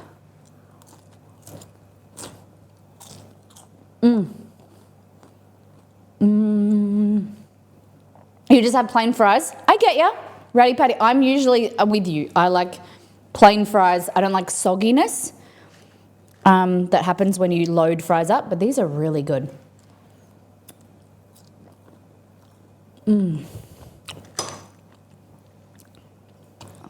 The chicken is really hot. Damn, that is a good breakfast. It is not even 10 a.m. and I'm eating hot fries.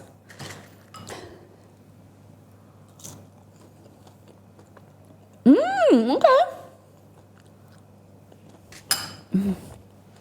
Let me just check the air fried fries. How much, were they in 5 or 6 minutes? Oh, no. Longer. 5 minutes. Ba, ba, ba, ba, ba, ba, ba, ba. I think they're going to turn out like crap, so I feel like I'm going to want to deep fry them. These are good. I have paneer in the fridge. So, do you know how long it takes to go off?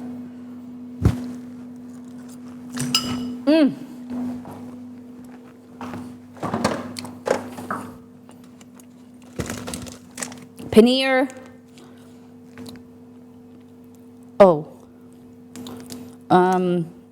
If it's wrapped and it says the 4th of the 7th. Does that mean I can still eat it? Like, I would still try. And then the tofu. Tofu. Oh, okay. I didn't know that tofu went off. The paneer is like wrapped. It's still sealed. I didn't know that tofu went off. So I was just keeping it until I wanted to use it. Used by the 2nd of May. Is 3 months okay? It is 9:55. Yep. 9:55.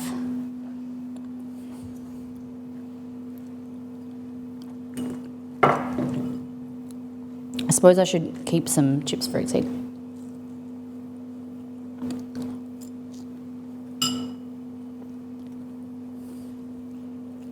The tofu's gone kind of pink. I don't know if that's on the outside or the inside.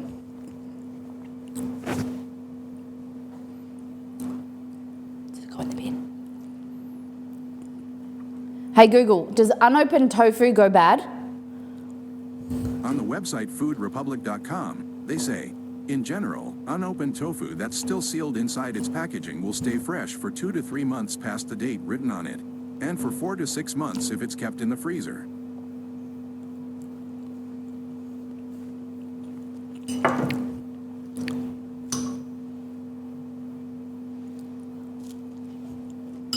What do you think? I hate throwing things out. I just thought for some reason it was just like, I don't want to make it yet. Give it a whiff. But I don't want to open it because then I have to use it. You smell it? Smell good? Oh, I'll lick it. Oh, is that you? Out of 10. 10 being a high five. Oh, double. I'd cut off what looks bad and try it then. Okay, so we'll just keep it in the fridge for a little bit longer. I need a tofu recipe, Nito. I'll make it on Friday. You in Perth? How can that be 5 hours ahead? You don't do summertime. Nope, no summertime for us. We're crazy. We're no. You talk about daylight savings? You're crazy if you do daylight savings. It ruins your body clock, I heard. It started to go soggy. I don't want it anymore.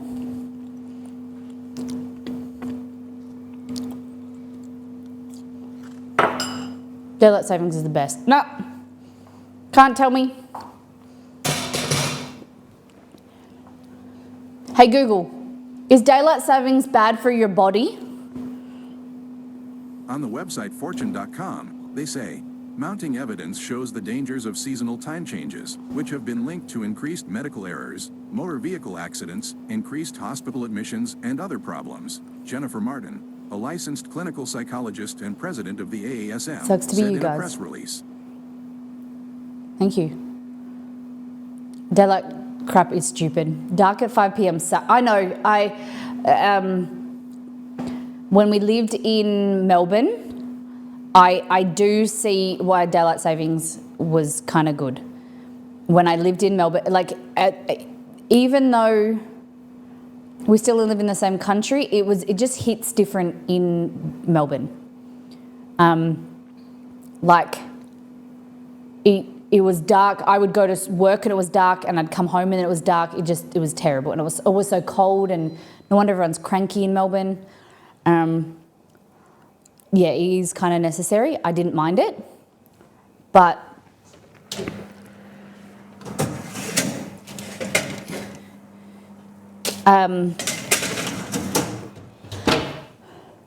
it feels really odd.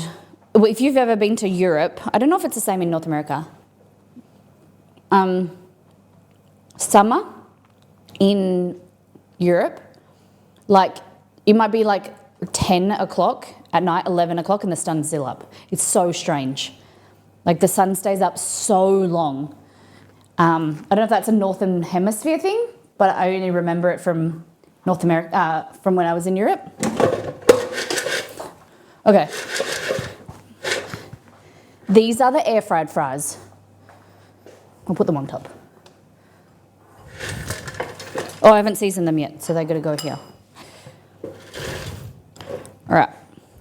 They seem pretty shiny, like the natural oils in the chips, but they've dried out really quickly. So I think maybe,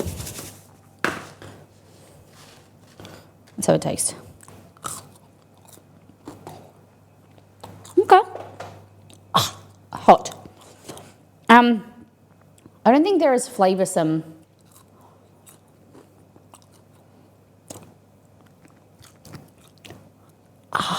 Burn my mouth. I don't think they're as flavoursome. They're still pretty good, but they definitely taste drier. I think as soon as they cool down, I think they'll dry out compared to the deep fried ones.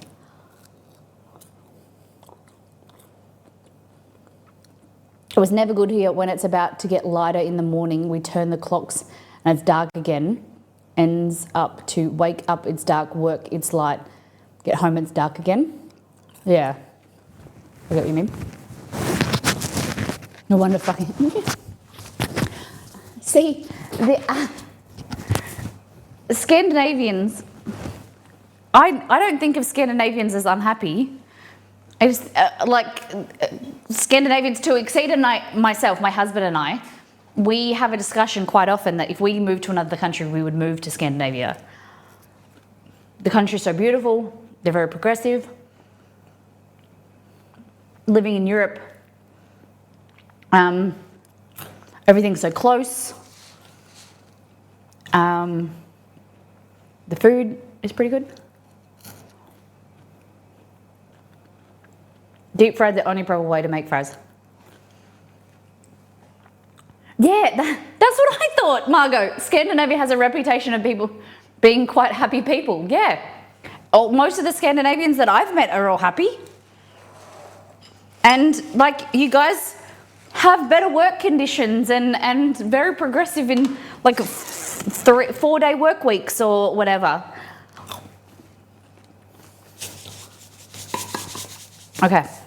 So that I would say is pretty good. Like, and you know, easier than deep frying. You don't have to manhandle it, and like, you know, that took 10 minutes in the air fryer. Crunchy. What do you think? Definitely, like, feel like they need more salt. I don't know if it isn't sticking or it just doesn't taste as good.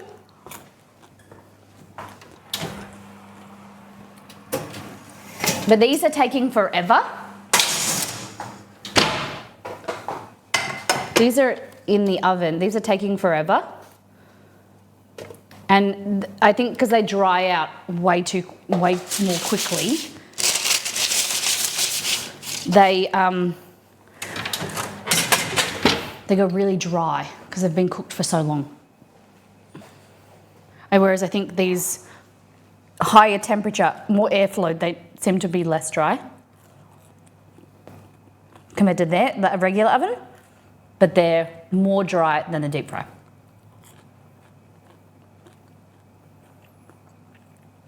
But I like the fact that you can get them out of the freezer, pop them in the air fryer, 10 minutes, and that's it. I would eat them quickly. This is what I needed like 3 weeks ago. I was just craving salty fries. And then M. Potzler, the lovely M. Potzler, tipped me, who gave me some money to buy some fries and chicken, and I ended up accidentally just ordering chicken. So I didn't get the thing that I was craving.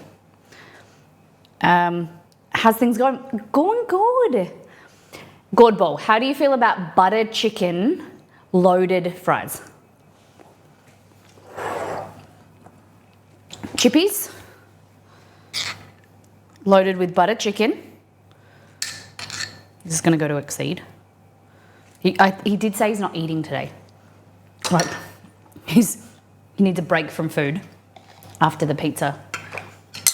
Sounds bizarre, so I'm here. A little bit of mango chutney. The sweetness is really important for me. A little bit of like breaks up. It's like, this is my favorite. I think it makes a difference what mango chutney you use. This one here has like spices. It's sweet, but it has, let me see. Sugar, mango, citrus, spices. So it doesn't say what spices, but it's got a bit of like kick, like a little bit of heat in it. I would say it's got a bit of cinnamon. It's very yum. A little bit. I want a lot of bit. And then these cheese curds. Again, I was meant to add the sauce on top. All right, I know this is a bastardization of poutine, but I'm here for it. I feel like we're gonna eat more loaded potatoes in our life. More sauce.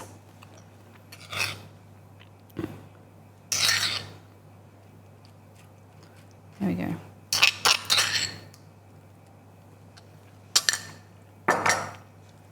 Maybe Vindaloo loaded fries instead of butter. Ooh, a little bit of heat, yeah. A lot of heat is good. Cinnamon, not a fan. Not a fan. Even in curry.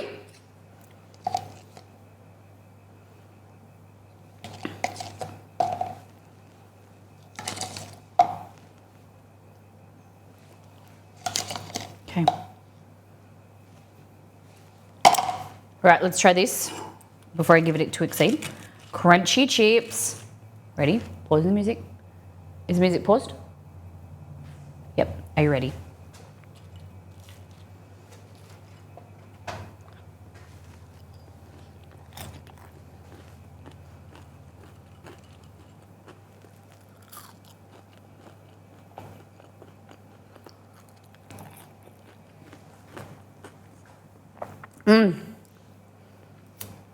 Yum.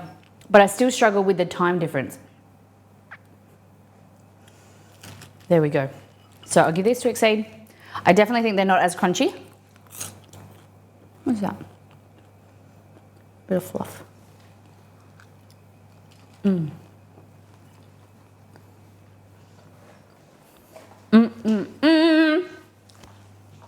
Is the music back on? Yes.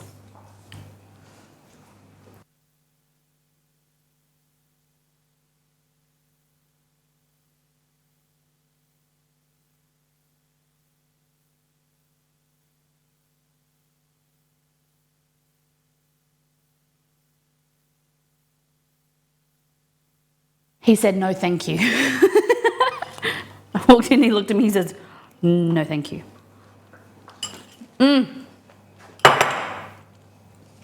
Nice. Would you try it?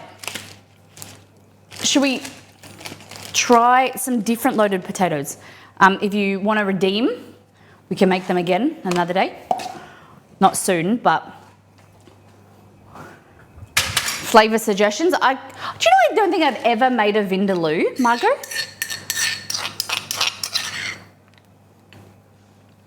I don't think I've ever made a Vindaloo.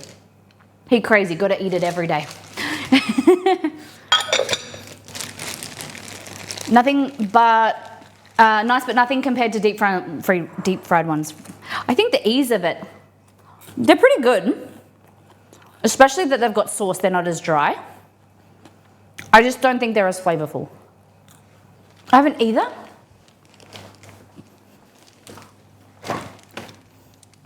Put that in there. Okay, the next thing we're going to do today is, this is a episode of Miss Molly tries something new. Okay, so if you guys remember back to Friday where we made the almond paste, does anyone remember? Almond paste for our brownies? Well, now I have almond paste. So I got leftover because we didn't use it all, right? Now I don't even know where the heck it is. But I want to use that almond paste for something. So I was thinking about, let's make some cookies. Try and see if we can hack and make some amaretto cookies from the almond paste. I don't know where it's gone. So much shit in my fridge at the moment. Okay. Bacon, cabbage, some chicken. So, we might need to workshop that name. What name? Amaretto cookies or huh? What did I say? Oh, Miss Molly. What did I say?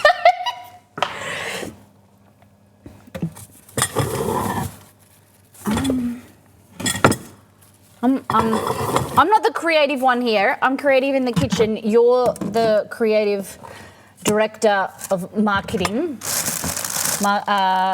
Grumpy, you can have the Miss Molly creative director name. Seriously, where the heck? Oh, here it is. I don't know if you guys, you know when you're looking for something specific and you think it's in like, where you're looking for like a tool or you think it's in a certain container, so you're just looking for that container. I thought that I put it in Tupperware. So I was looking for a Tupperware container, it was right in front of me. The creative team laughs at my ideas. I'll never laugh at you, Grumpy. You know, you've got branding on the Miss Molly packaging. Your idea was savor a moment and share a snap. That's on the Miss Molly branding. That's the Miss Molly packaging, I mean.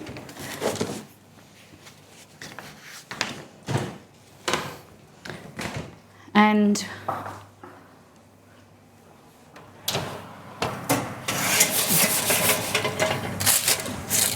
oh, these are really oily now.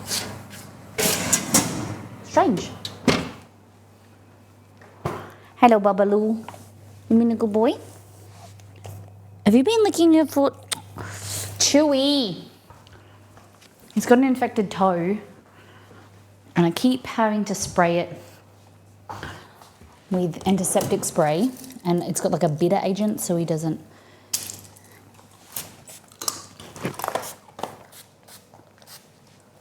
So he doesn't lick it. Don't recommend a dog with chemo. It's very stressful.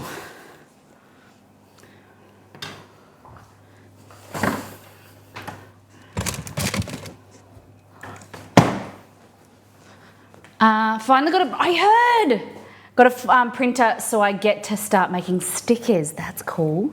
Slowly leveling the copywriting skills. Yes. Okay.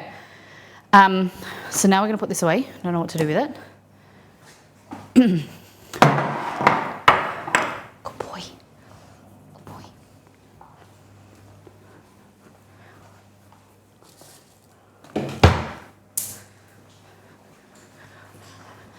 All right. I think everybody in this community has a dirty mind. Most people. Don't you guys? Do you guys have a dirty mind? Or is that just me? Okay. So, this is almond paste. So it's literally almonds, egg, a little bit of flour. I'm gonna make this into cookies. No smut from my mouth.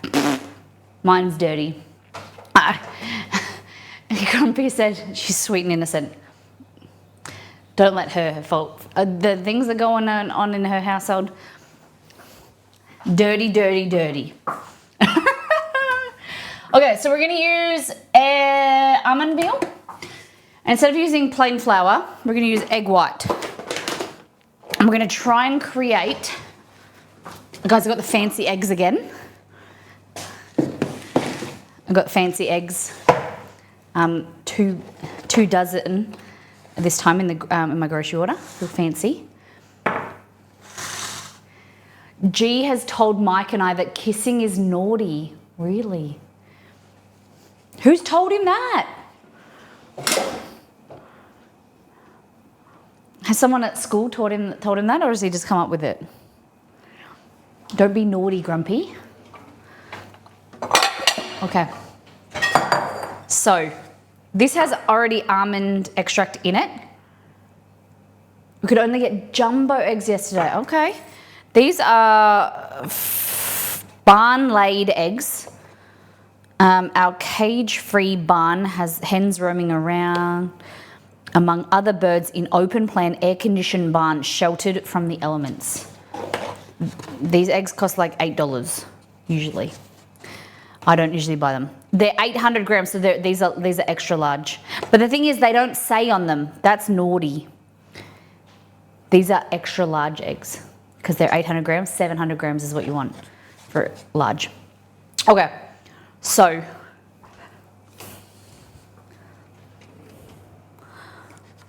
grab this and this. No idea, so we kept kissing in front of him to gross him out. Or maybe he's just going into his teenage years. And you know, angsty children, angsty teenagers, they don't like their parents kissing because it's gross. Somehow I bet that it's nothing like going on in our house. We have a 13-year-old daughter living here, and she has humour of a seasoned sailor. So that's how we roll in this house. Oh gosh. I love hearing about your kids and funny things that they do and say. Kids are a hoot. I saw my cousin, he was like strapped to my cousin's wife. 2-week-old freshie yesterday. And very, very sweet. He's so lit. You forget how small newborns are. He was like strapped to her, and he was like this big. So little. Can tell you a story about my daughter when she was 3 or so. Yeah, do it. Cora threw her glasses and you're kidding. You're kidding. This recipe sounds delicious. I hope so. It's good. Oh, we've done the butter chicken. Is that what you're saying? We're been and done with that. That's old news. All right, these are the oven fries. They've taken forever. They weren't really oily before. So maybe the strat is seasoning them before they go in the oven. So then the seasoning sticks on.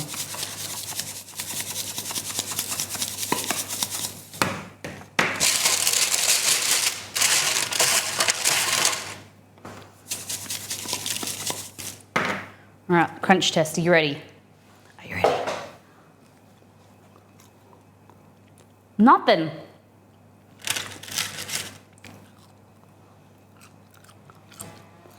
The tiniest bit. No, they're gone, so I had to order a new pair this morning. Oh, are they expensive? Oh, proper prescription ones, right? That's very sad. Very sad, Chippy. $350. Wow, not cheap.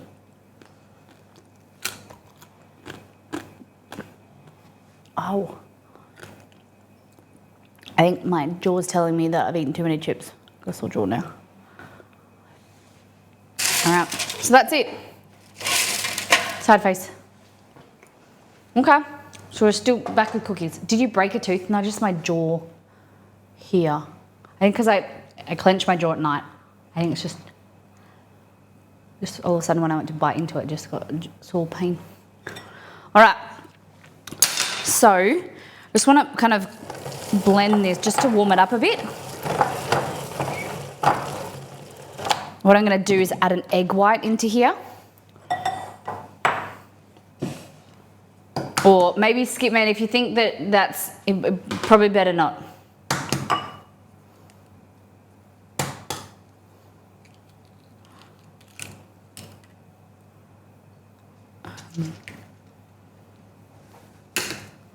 egg white in there. Good evening, Gaza. How you been? What's crack-a-lackin'? But it was a child who said it. Yeah, I get ya. I get ya, but...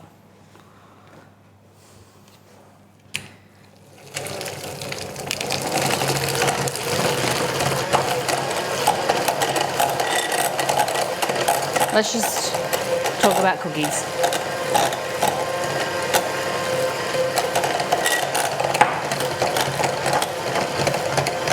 I bet it was funny. Kids say the naughtiest and most inappropriate stuff. I get it, but it might just be easier just to tell me in Discord or something. We'll move on. All right, so we're trying to make cookies. Kids have no filters. Yeah, totally. We're gonna go with a bit of vanilla bean paste, like that. A bit more almond extract, a little bit of salt.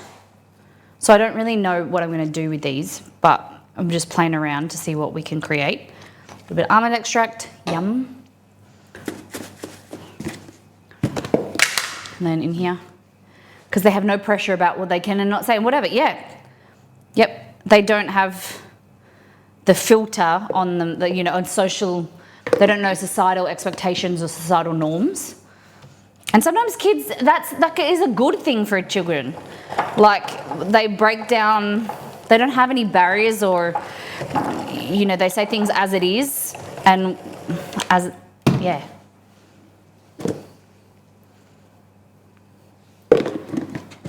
Sometimes, yeah, I agree. Sometimes. I think there is a benefit to knowing, like, to not saying something if it's going to hurt someone's feeling, or having a bit of situational awareness. All right. And they do a little bit more sweetness.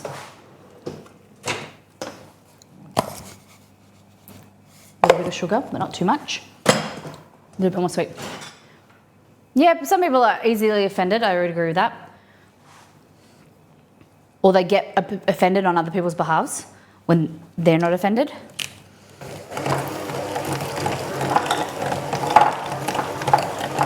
All right, I want to keep some moisture in there. I don't want to use too much egg white. Oh, sorry, too much almond. But that's a good consistency where it still hopefully have some chewiness to it. Look at that. So it's like an almond paste. We're going to bake it into a cookie. I had to ask G to give the glasses conversation a break this morning. He then told my teacher that I lost them. Nice. So he was asking about the glasses, was he?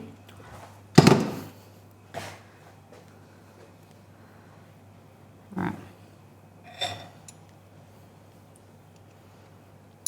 He kept telling me how we lost them. Oh, yeah. His kind of interpretation of how they were lost.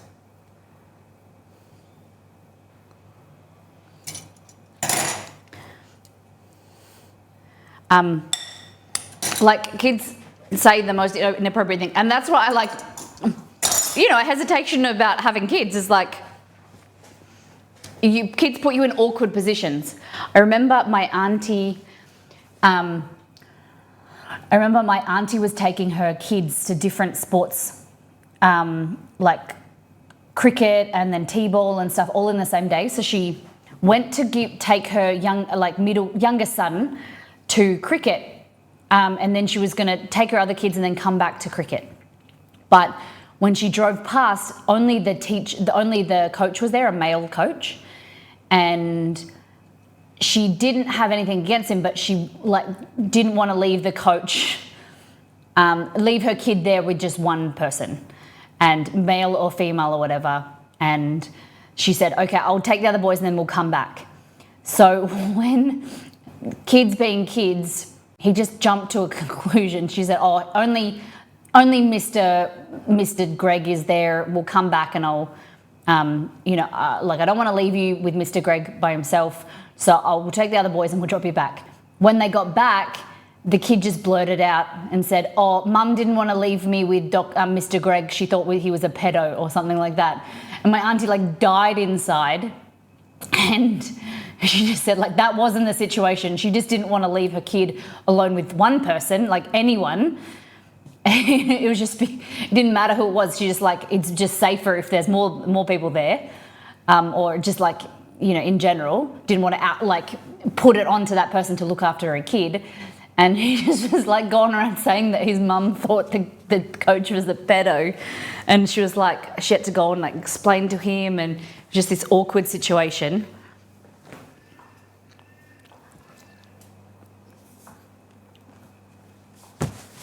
Crazy, huh? My oldest is 18, young is 13. All daughters, so I'm screwed for life. Hopefully that they're good. Knowing, they're probably good girls. G's called my nan a smelly old lady. Nice. Well, she probably does. She probably does, like for a kid's point of view, she probably does smell. Old people smell. And she's an old lady, but then we go, oh, no, you can't say that. Someone will get offended. All right, there's our chippies. They have crunched up, but they're a bit dry. So, I would say deep frying, air frying, regular oven in my hierarchy. Okay. So, oven tray, like that. We're gonna grab ourselves cookie scoop.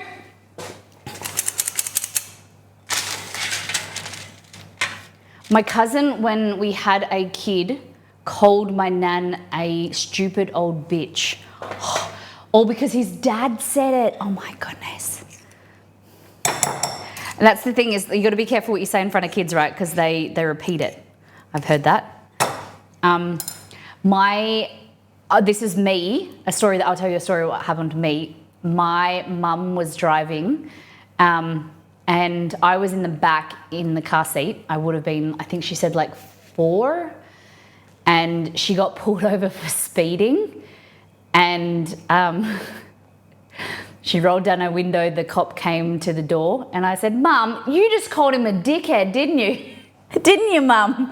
And she was like, she just got pulled over by the police. And then I just outed her. I never lived that down. I feel more and more not to tell you the story. All right. So we're just using the cookie, oh, you can't even see. Cookie scoop.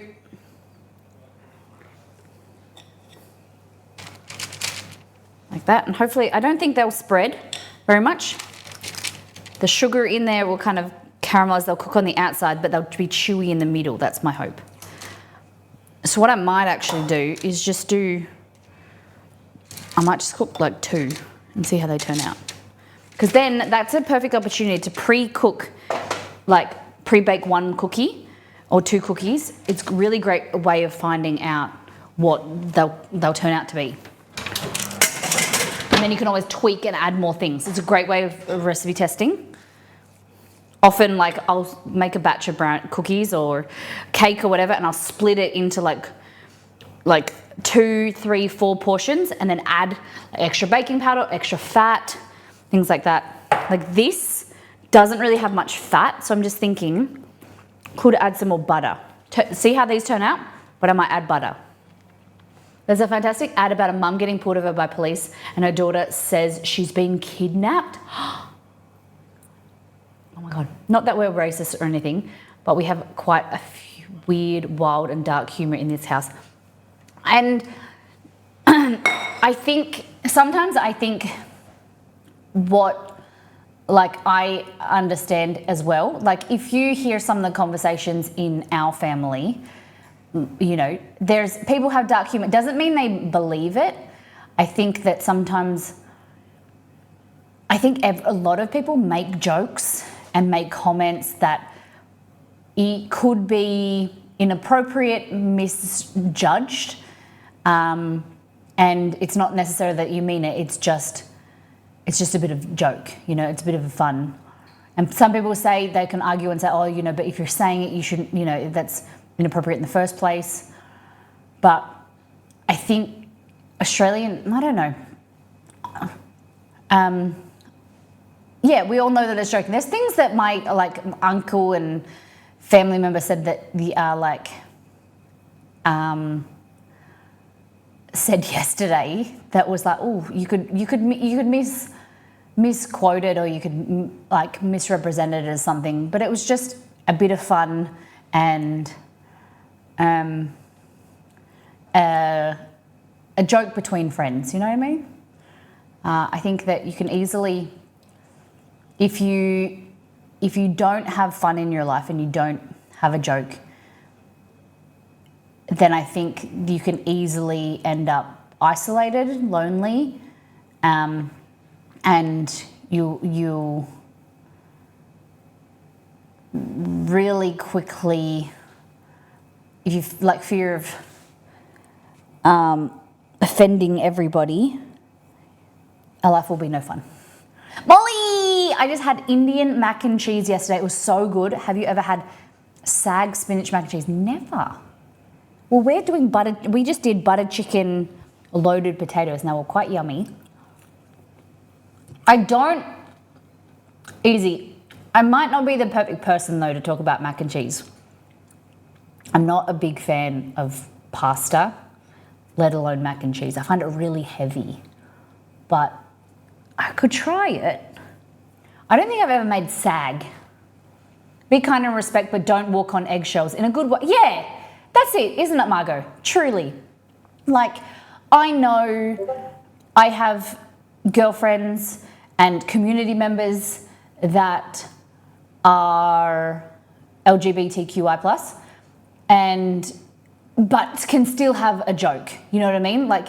It's all lighthearted, and it's never meant in a disrespectful way, but you can have a joke about different situations, but it's never meant to be. I saw a quote the other day, and it was like, you have a joke about the situation, you don't make it personal. You don't make a joke about the person, you make a joke about the situation or the do you get what I mean? And also, I forgot what I was going to say. I don't remember. Unfollow Mac for life. I'm happy that my kids have grown up being able to laugh about anything. I mean, you can joke about any topic. If you get offended, just move on. It's not for you. It means, you scroll past. It's like social media, right? You just keep scrolling. You don't have to stop and tell someone that you're offended. You just move away from that person. Mac and cheese is a go-to. Really? I just can't get around mac and cheese. Mac and cheese that's all cheese, the Easy Mac. I might eat a little bit of it just for the novelty, but I couldn't eat it regularly. Mac and cheese with a roux and a kind of a Mornay bechamel style sauce is nice, but I'd rather have a tomato sauce, a pasta alla vodka if I was going to eat pasta, or a thinner pasta shit, the oven's way too hot. What am I going to say?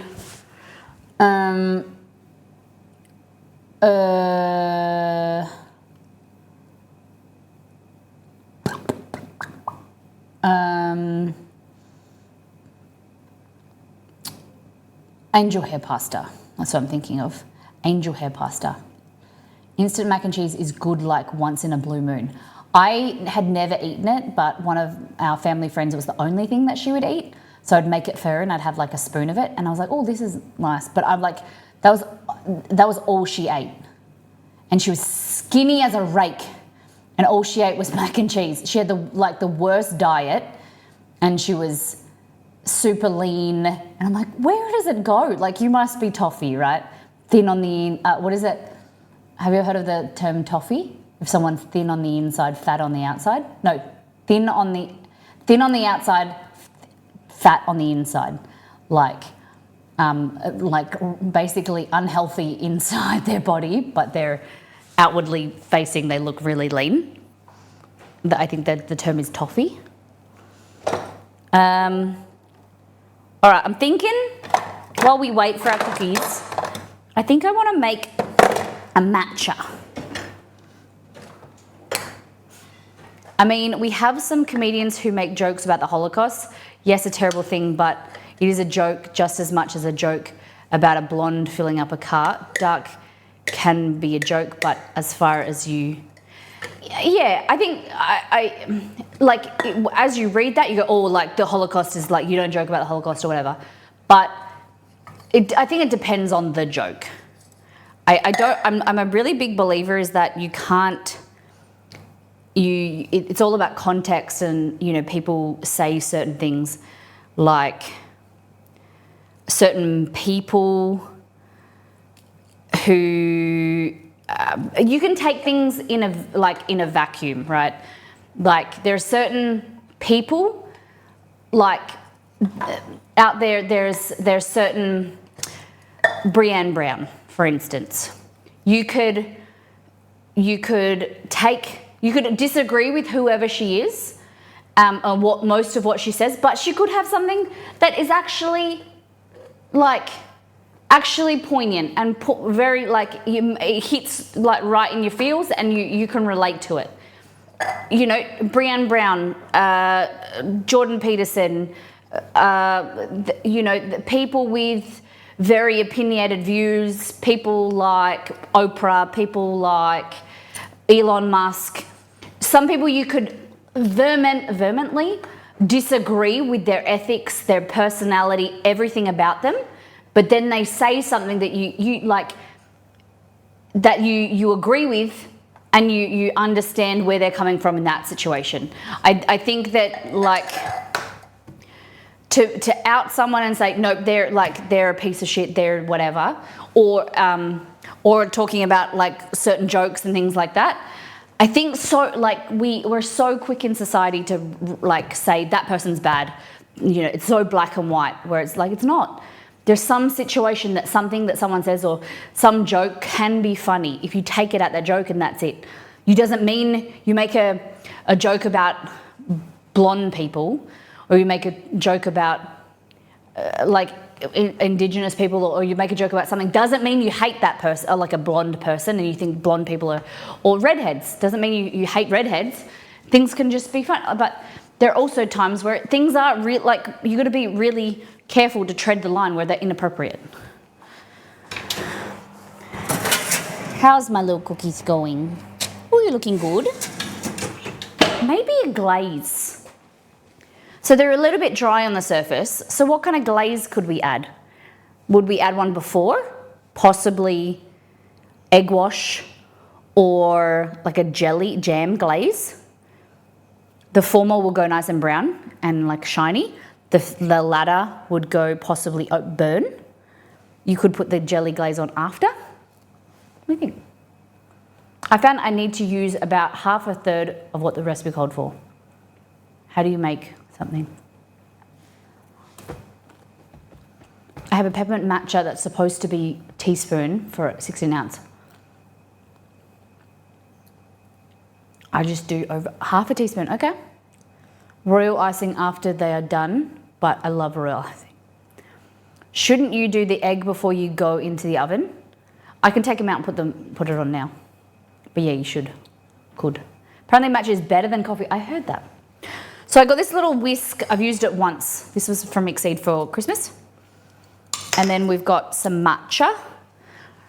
A third of an egg. That's a bit hard to measure. Okay. So you're gonna... How many of you like matcha? I kind of think it tastes like grass quite a lot, but it also is sometimes quite nice with milk, especially. It's got to be sweet. It's really got to be sweet. It's got to be sweet. It's good when diluted. Nah, grass taste. Margot. Ready? So we're gonna do, I never know how much to do. That's about a teaspoon, I think. Okay. So, we're gonna add a little bit of water. I think you add water. I'm just adding a little bit. Always do more than you think.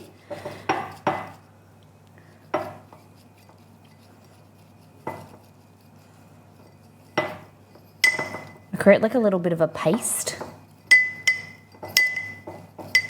because then that makes sure there's no lumps. This glass is not very good. And then get some milk. Milk. Oh, is the music back on or off? I can't hear the music, so I can just control it. Accidentally bumped my ear.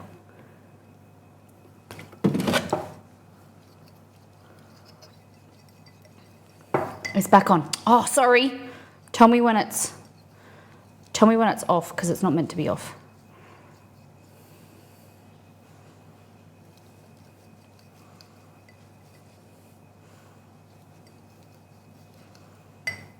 That's pretty good. All right.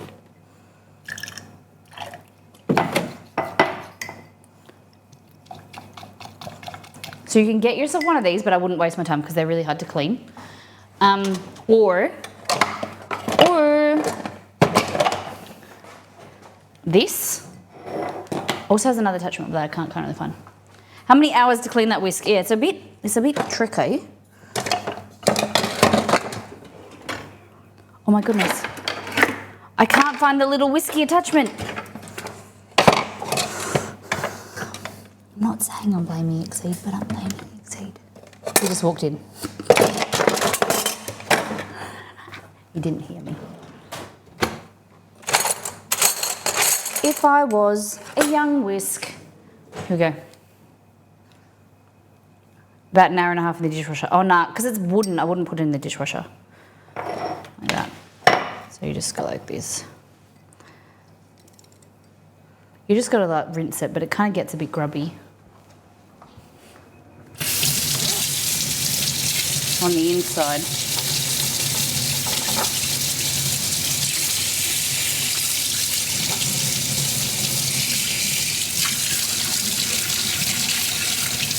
So who's at the, what's the leaderboard, the tally for the things at the moment, for the medals?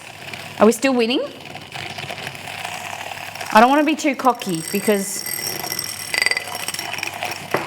I don't want to be too cocky with the Olympics because we'll easily drop back soon.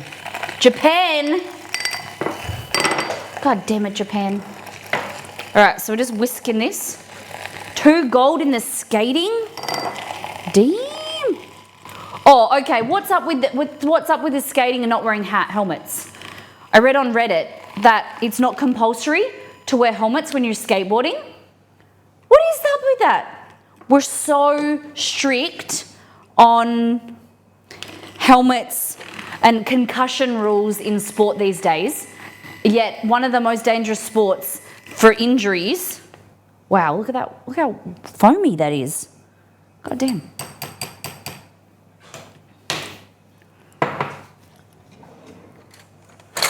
All right, let's taste it as it is now. Oh, it's not very... You were right. Who said add more than I thought? Add more matcha. Well, I think we have a 13-year-old there. Damn.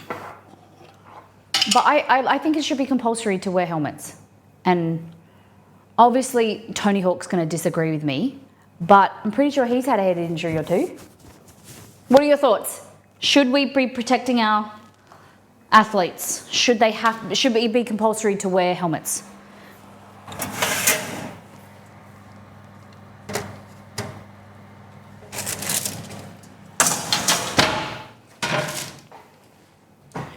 That French baddie swept her weight in judo, did she? I did see the Japanese girl that was like devastated. She hadn't lost a match or a tournament since 2019. And she lost, maybe against the French girl, maybe, in judo. She was devastated, like screaming with her coach. It's just heartbreaking. But where do you draw the line? Do you need a helmet to do the gymnastics? Yeah, I understand. But also gymnastics, they've done as much as they can with like making things softer and crash mats and things like that. Whereas skateboarding is like cement, concrete, like metal poles and things. Like bicycle riding. Riding a bicycle, you have to wear a helmet. Kind of, yeah, but then if you're stupid enough to go flying and doing tricks on a tiny board with tiny wheels, it's up to you. Skateboarding is on the concrete, you hit your head on that, you're in trouble. Yeah. Concrete versus floor mats, I guess that makes sense.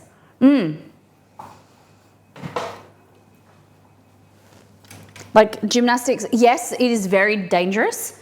And you're flipping and you could break a neck or whatever, but like the floor mats at least got some give. So these look nice. But I just don't like the surface. Maybe, I think like a glaze or like an egg wash. How do they taste? We had some the other day and they were really chewy. Well, these are very soft. I want them to be more chewy. Flour? They're really good.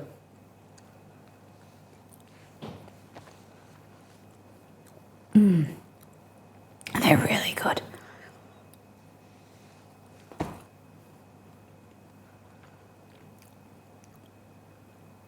I'm just playing devil's advocate, but I totally agree. Yeah, I understand. It's good to have alternatives, like see an alternative view. Yeah, I just think, there's some sports that have helmets, like windsurfing, I'm pretty sure, or sailing. Some of them, you have to wear a helmet because like you could still hit something even though it's on the water. There are sports where it doesn't seem necessary, but more and more sports players are wearing helmets for things and just to protect themselves. Gymnastics, do a backflip on a stiff plank from start to finish. Yeah, you have a soft mat under. Yeah. You're talking about the balance beam? Of course, I get it. But I'm just saying, like, if we're starting somewhere, we should probably start at a place where you hit concrete, you die. BMX. Didn't they have BMX riders that have died at the Olympics? You only got one brain, you got to protect it. Okay, this needs more matcha, but if I put it in there, I feel like it will go lumpy. What do I do? We'll fix the cookie issue in a minute. I'm gonna try it. What could go wrong?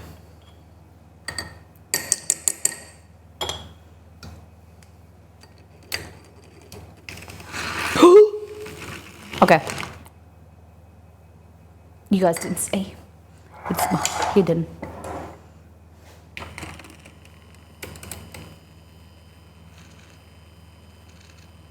This thing's so cool.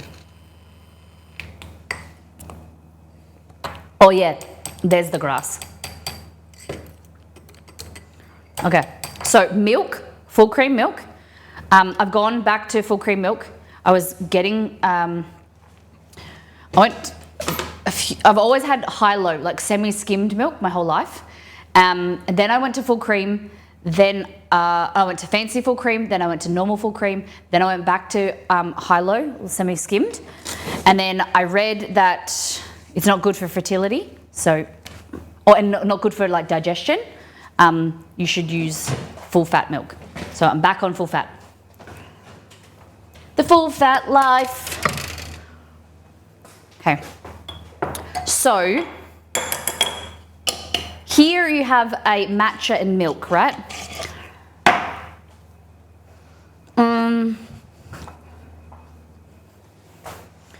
What you want to do, you want to add sweetness. You could add sugar, you could add honey, you could add maple syrup in there, but we're going to add fertility or digestion, a bit of a difference. Yeah, could be. Yes. Bit of both. Chef Steve, welcome in. How you doing, everybody? Pull up a chair, come on in. Butter Matricky, welcome in. Do you want to see the butter chicken loaded fries? They're pretty good. Chef Steve, how you been? How was your weekend? Guys, we tried 3 different variations of cooking fries. Frying them in animal fat, deep frying in animal fat, oven frying and air frying. So definitely deep frying in fat was the best. Crunchy, stayed more, didn't dry out and go hard. Air frying was better, but still didn't have as much flavor. And then these were in the oven. They were just plain and boring. They dried out. They're kind of crunchy now, they've cooled down, but they're really dry. But then we loaded them with butter chicken that you can find in our cookbook, First Things First. I don't know if it looks as good now, but it's really hard to find cheese curds in Australia because of the raw milk type thing. So then we used semi-firm mozzarella. Then mango chutney and some butter chicken. So good. So good. How was your stream? What did you guys get up to? What were you doing in the food truck today? Crazy hurricane last few weeks have been a bit rough. Keep on keeping on. We'll stay safe. Do you know, I listened to something this morning. I saw a video about, I have to play it for you, speaking of hurricanes, about the difference between male and female named hurricanes. I don't know if you guys have seen. We don't have hurricanes in Australia, I don't think. Definitely not as many as you guys. See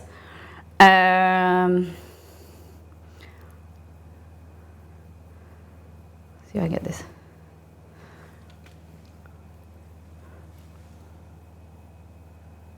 Guys, if you don't know Chef Steve, please go out and give him a follow. Can we get a streamer shout out, please?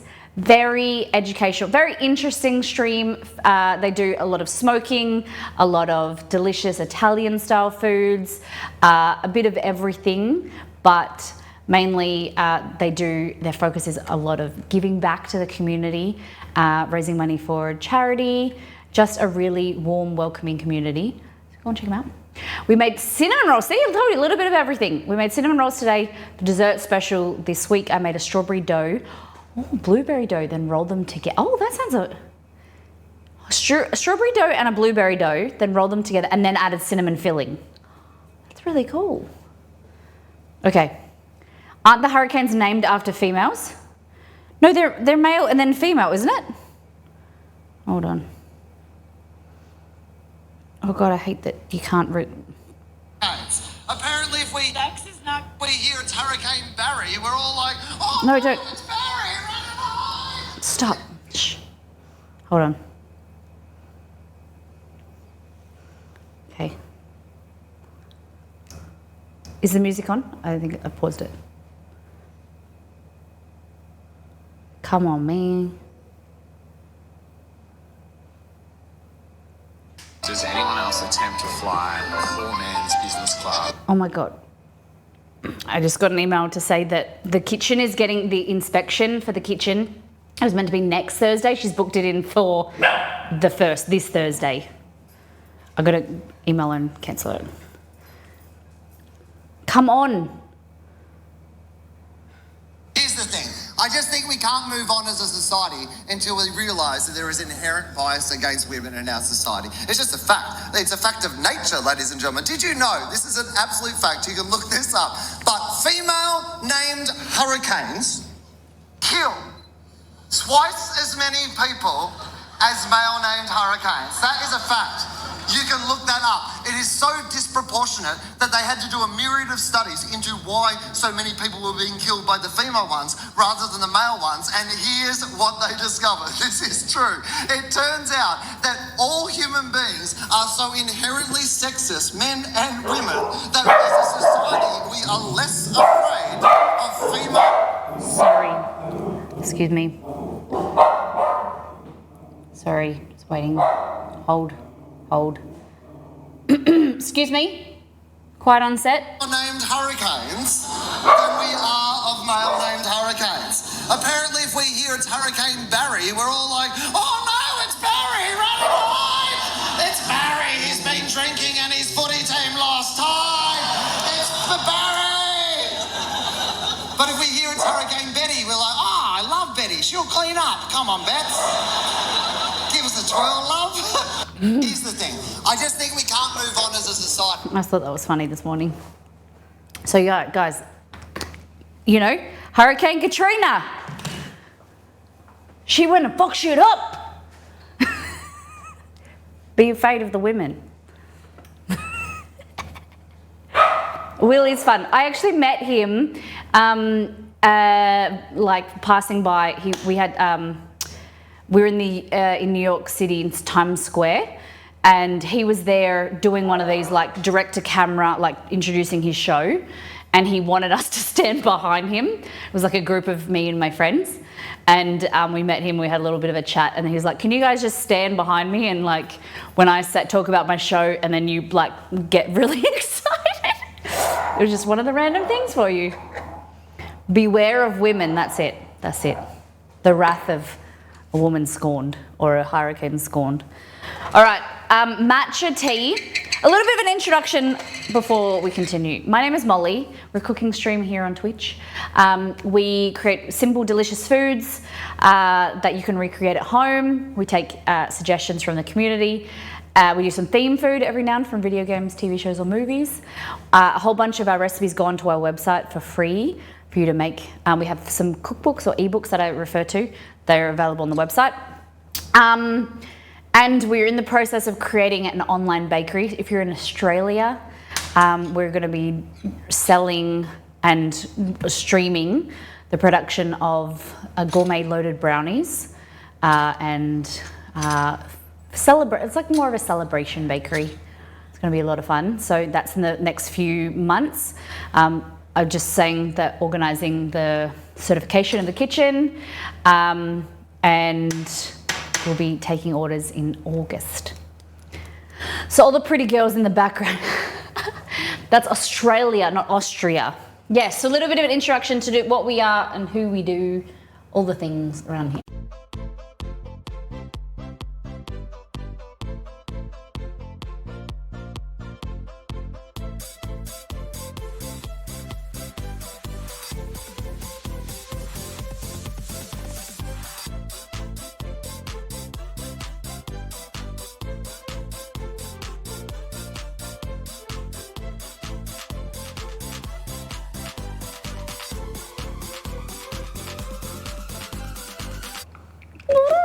Welcome in, welcome in. All right, so I've got a mixture here of, I was gonna do egg wash, but I had an egg yolk, so I've just mixed it with some milk. We're making some amaretto cookies, just like a little bit of a trial, because I had some leftover amaretto, or like almond paste. So I thought, let's make it into cookies. But I wanna show you how to make this. So here we have some matcha with milk. I think that's enough. I'm gonna put some ice in there. But this is cherry jelly, it's cherry jam, but what we call jam, you guys call jelly. You just put a bit of this. You don't always watch, you want more like the syrup stuff rather than the actual fruit because it's hard to get through your straw. But this is some sweetness. That's really good with the matcha. So cherry jam in there. This is my favorite jam. Cherry jam is so good. But this is a bit more expensive of jam. But give it a little mix like that. And it's a really nice addition to matcha. If you want to try matcha, put milk in it and make it sweet. It takes the kind of that grassy taste away. I don't drink a lot of it, but it's got some good health properties, doesn't it? Hey Google, what are the health benefits of matcha? Here's a summary from the website bbcgoodfood.com. What are the health benefits of matcha? Rich in protective polyphenols. Boosts brain health, function, and alertness. May have a stress-relieving effect. May support a healthy heart and cardiovascular system. May be good for bone health, and more. Okay. Nice. So, hey Google, what is caffeine content of matcha compared to coffee? On the website, theteamakers.co.uk, they say, matcha does contain caffeine, although it's less than most cups of coffee. On average, a cup of matcha contains about 70 milligrams of caffeine, in comparison to 100 to 140 milligrams in a cup of coffee. But as you'll find out soon, matcha can keep you feeling alert for much longer than coffee can.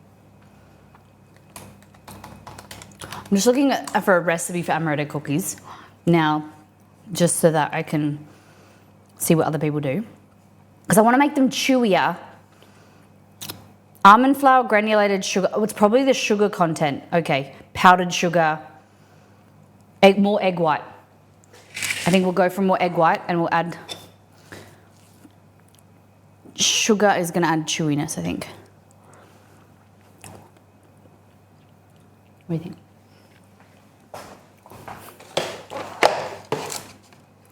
It's gonna be me. All right. Can we get a poll? We got any mods in chat? Can we do a poll? How many of you guys like almond extract, almond flavored cookies, almond flavored things, cake? Because I think it's a divisive, is that right word? It's one of those things that like separates quite a bit of people.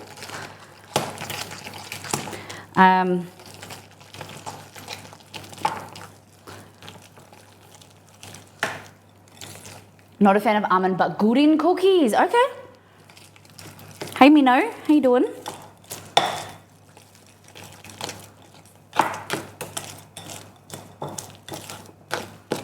Okay, I don't know how that will be. So I think it just needs more sugar, but it says 5 egg whites and 4.5 cups of almond flour. I don't know how. Fold it in with a spatula, go ahead, a second.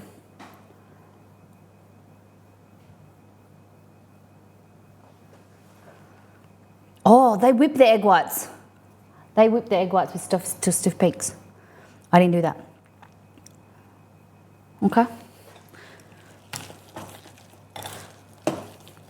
So we made these 2 cookies, and they're okay, but they're not great. So I'm gonna try and, this is really wet, this mixture. I'm gonna see how that turns out, if it spreads, with a little bit of glaze on it. Love almond stuff. I'm a cookie monster. Looks like a big bag of almonds.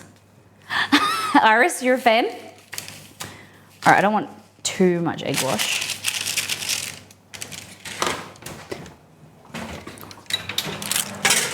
I missed what Chef Steve said about the cinnamon scrolls. Let me just scroll through. The cinnamon scrolls. Oh, that's me. Chat.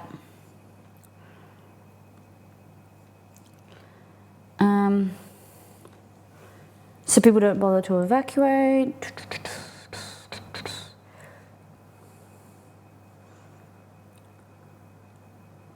Yeah, it switches back and forth, I think.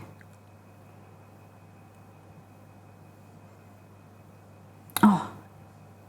Guys, tell me about the cinnamon scrolls. I missed it. Okay. So Wednesday stream, while I remember, Anne, I gotta tell Anne, we're making Canadians. We're making maple syrup pie. Have we got any Canadians in the stream at the moment? Does anyone know what maple syrup pie is? It's basically like maple syrup with like a little bit of cream or something, and somehow it sets into a pie topping. It's going to be sweet. Silly younger me, I didn't know amaretto was, neither did I. I honestly thought amaretto was cherry. I've only ever had amaretto with cherry, and I thought it was fancy cherry thing. Yeah. Hey Google, is amaretto the similar flavor to cherry? On the website Quora.com, they say, almond amaretto is a sweet liqueur that has a distinct almond flavor and is often used in cocktails or as a topping for desserts.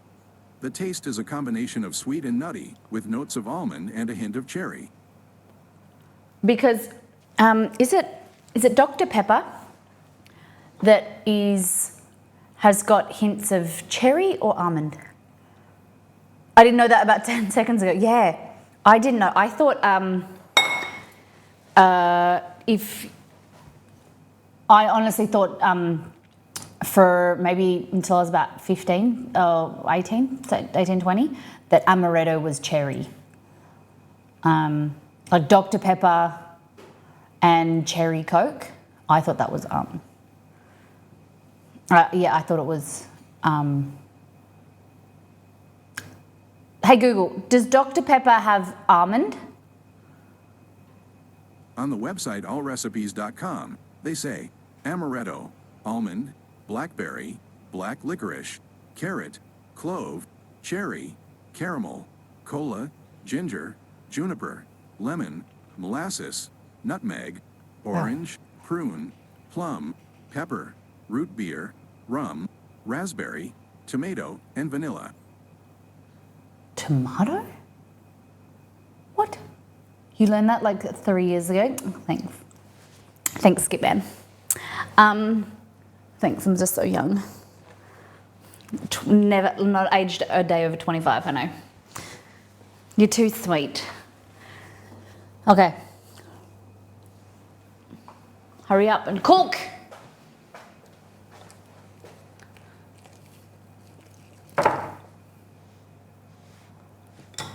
Player. I don't want to add more almond, but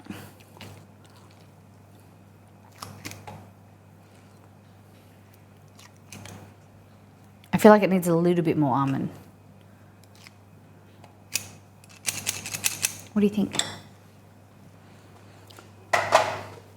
Not there. There. It's just a little bit wet. To like scoop.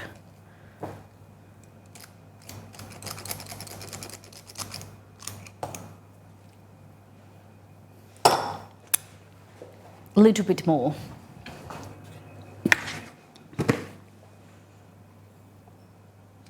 And does it have any fat in it? Maybe that's what I've done wrong. Because the almond paste had butter in it. Whereas this has a lot of sugar, egg whites, yeah, okay, powdered sugar, granulated sugar. Wow, there's a lot of granulated sugar.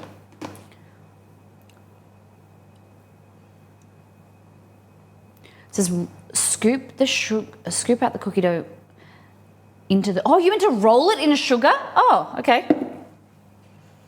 She rolls it in sugar, guys.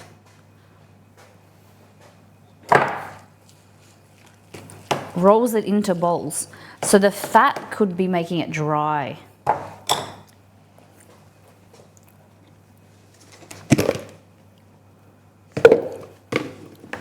Interesting. Because it's going crisp and...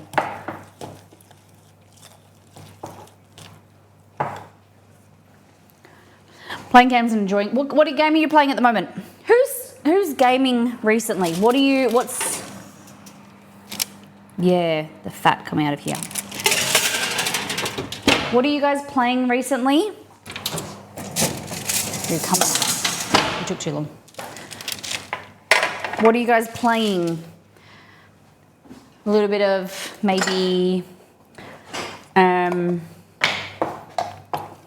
World of Warcraft, Final Fantasy, Cyberpunk. Who's playing what? What's a recently released game?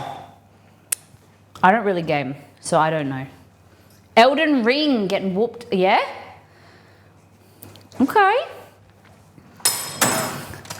The last game that I played was Dead by Daylight for 2 hours. And before that, I think, was Starfield.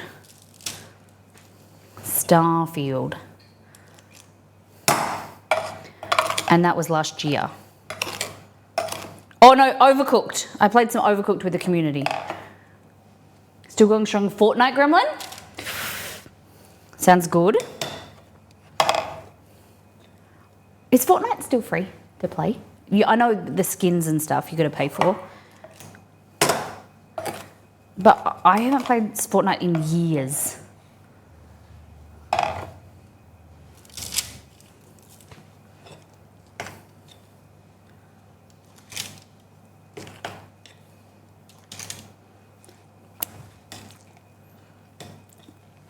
Playing 30 games? What do you mean, 30 different games? Oh my goodness. Do you have anyone that plays like World of Tanks or, you know, those like StarCraft? What kind of games are you playing? There's a new season of Path of Exile. Think Diablo, but better. They started Friday night. I've never played Path of Exile before. What's that game that Roselli plays? Not Raft. Oh gosh, what's it play? I know that, but the game is escaping me. No. The survival one. What's it called? Oh my God, one of my mates is obsessed with World of Tanks. We did like a World of Tanks sponsored stream a few years ago and it was so fun. I should contact them, the guys, and to work again. That was so much fun.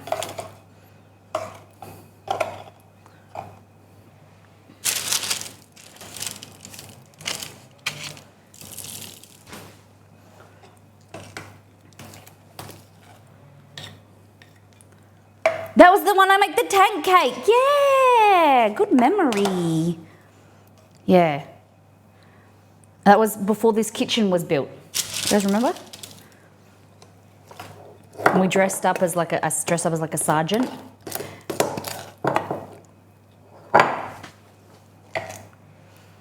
There's 7 days to die. Forest, Green Hill, Rust. Yes, Rust. When the kitchen was but a shell, yeah. So we streamed in my mum's house, the World of Tanks stream, because we had nothing. The Far Cry stream we did stream in here with a green screen. If you guys remember. That was a lot of fun.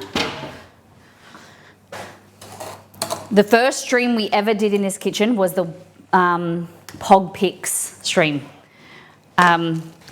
We had the plumber. I think the stone was installed the day before, and I think we had the plumber that morning to help us. Like we did a Twitch sponsored stream with Twitch Australia, New Zealand. That was a lot of fun. It was a bit stressful though. That was so good. They didn't do it last year. But we were like shocked. We didn't think we would do a second year with them. It was a lot of fun with Hexdef and the Twitch ANZ team. I think I started, Black Pocket team. I think I started gaming before any of the wood for the kitchen turned into drawers and whatnot. Okay. Oh, this kitchen is from IKEA. I know.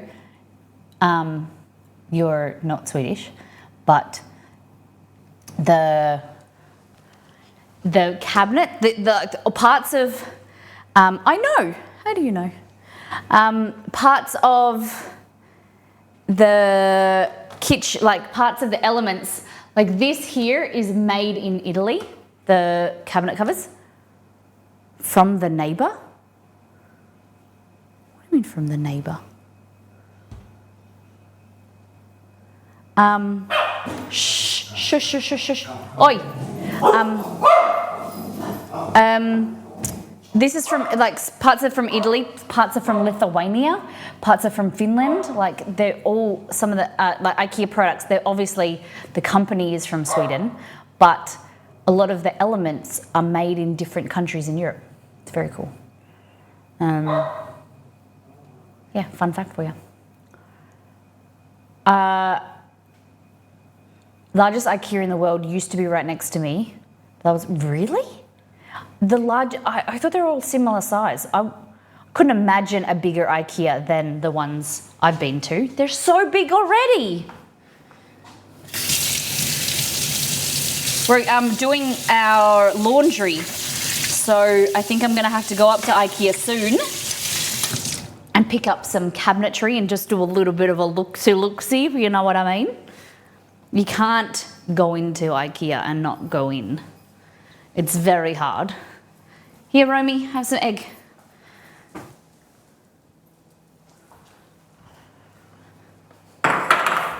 Okay, cook.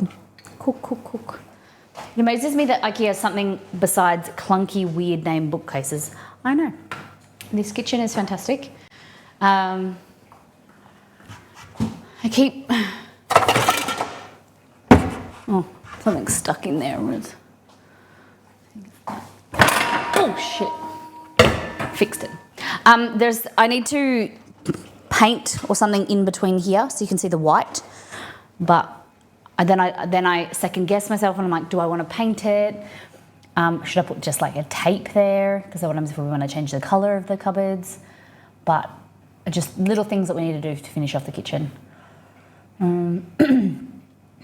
But I love it.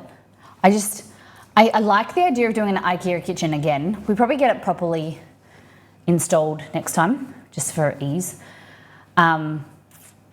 Because I love that we can change things around rather, like a custom kitchen, they do look nice. I think I would do partly custom or maybe design this better. Because I think I would like open shelves or, I don't know, something different in the kitchen. But I love the ability of where I can like add extra drawers where I want them, change the kitchen around, you know, and not have to like get a person in like a cabinet maker. That's what I really like. I really like that. Names are weird but kind of make sense since I live in Finland and do speak Swedish.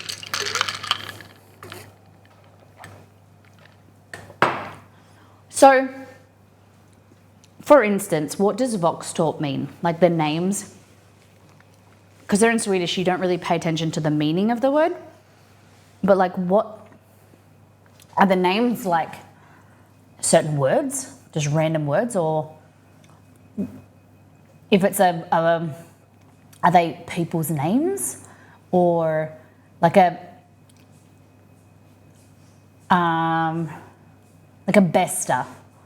Besta wardrobe or something, or whatever the Besta is. I think it's a bookshelf. What does that mean? Thought about IKEA kitchen, but compared to, well, let's say proper ones, there is a difference. I think the different, like, if we would do the inside the same, the shell of the IKEA, and then maybe different front, like get custom front like fronts, they're called fronts. Do different fronts, custom fronts, that would be good. But, I don't know. Get out of town. Butter, chicken, loaded fries. Sounds amazing. Oh, it's not there anymore. Just waiting for my cookies to cook. Have you ever made spelt bread? I have. Yes. How is the bread going, Luminology? How's things been?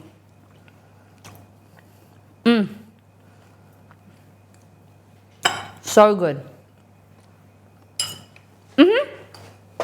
So there's companies more and more popping up these days that do custom fronts. They're expensive, but I suppose you save money for buying IKEA bases.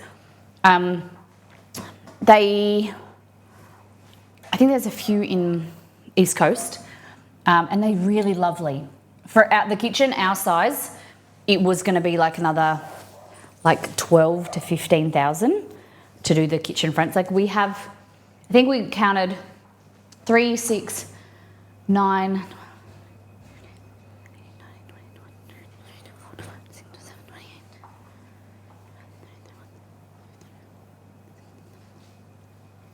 42, 43, 44, 45, 46, 47, 48, 49, 50, 51, 52, 53, 54, 55, 56.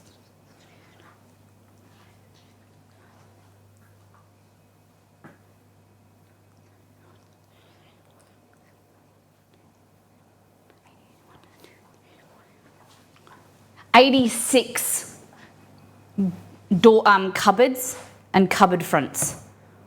No, I've got the top. About 90 drawers and doors. So it was going to be a lot more. But this is a kitchen light on crack. So holiday beer only. I'm currently on FODMAP diet for a few weeks anyway, and apparently making your sourdough challenge even harder. Only bread on the diet is spelt. So that's fine. Spelt is so super easy. Spelt is just more of an ancient grain. It's kind of like rye, where it more it will help your sourdough. It just has like a nuttier kind of bit of a richer flavour. So feeding your starter is exactly the same. Have you tried to make sourdough bread with the spelt?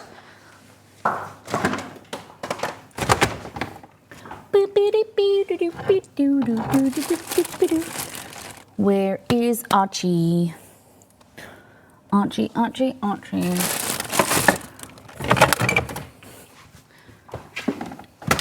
So I like to keep my starter. Recently, I've started to keep my starter fed with rye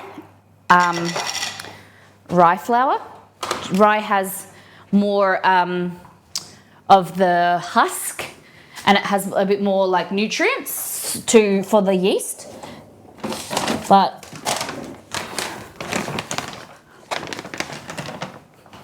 I only tried to make sourdough bread one time ever. It didn't really rise much, ended up the size of a large bagel. Okay, so this is Archie. This has been in the fridge. I haven't fed him in about 2 weeks. Okay? Delicious. Like that. Kerry, Less than 3. what's that for? What did I do to deserve that? Thank you. Thank you. Appreciate you. Less than 3. What about, that's 2, right? Less than 3 is 2 or 1? I'm the 1 for you.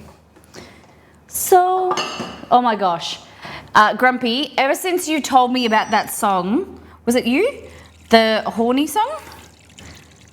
I was about to start singing it just now. I make a Nigerian okra soup for dinner. Ooh. Yeah, fufu is yummy. It's not too bad. I would have made fufu to go with it, but I was too tired. What did you eat with it then? Okay, so spelt flour. You just add a little bit of this. Like that. So you don't want to add too much because it actually it makes your a big issue that people overfeed their sourdough starter, so it dilutes it. The yeast has to work a lot harder to eat, and it will grow slower.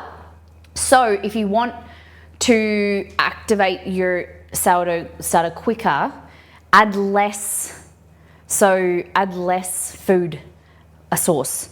Like if you're doing this, for instance, like that was a lot. So say for some people they'll take this out and add 1 part sourdough to 1 part flour to 1 part water.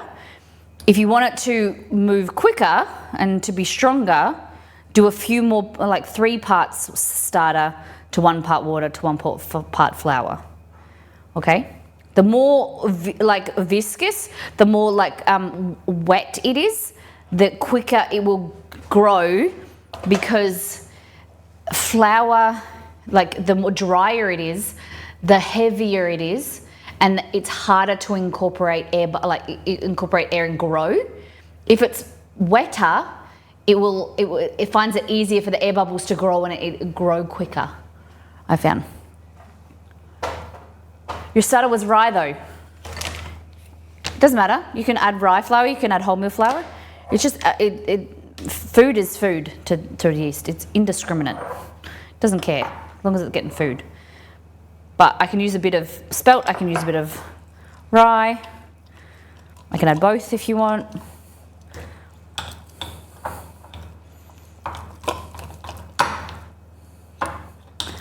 Like that. So it's fresh out of the fridge, and I feed it, and then I put it at room temperature.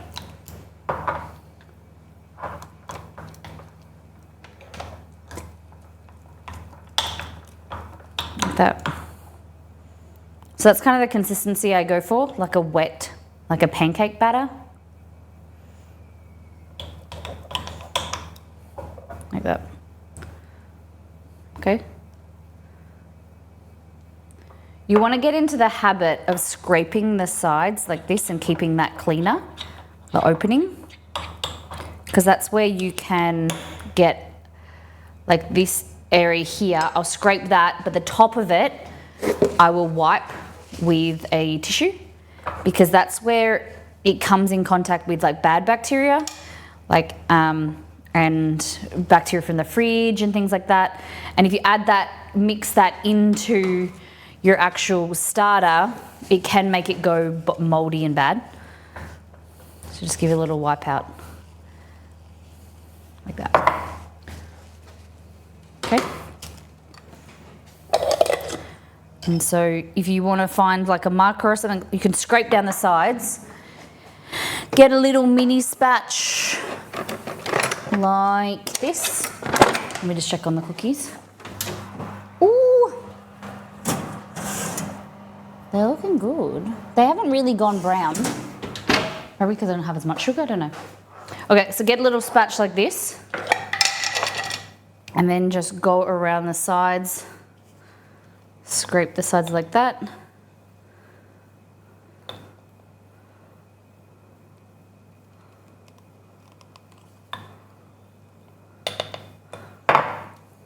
There we go. So that you've got a window. So often this will come off. So some people use like a marker like that. But then if you nudge it, like it will come off. So what a lot of people do, I'll be back. That was refrigerated. Yep, I took it straight out of the fridge and fed it. Some people bring it up to room temperature, then feed.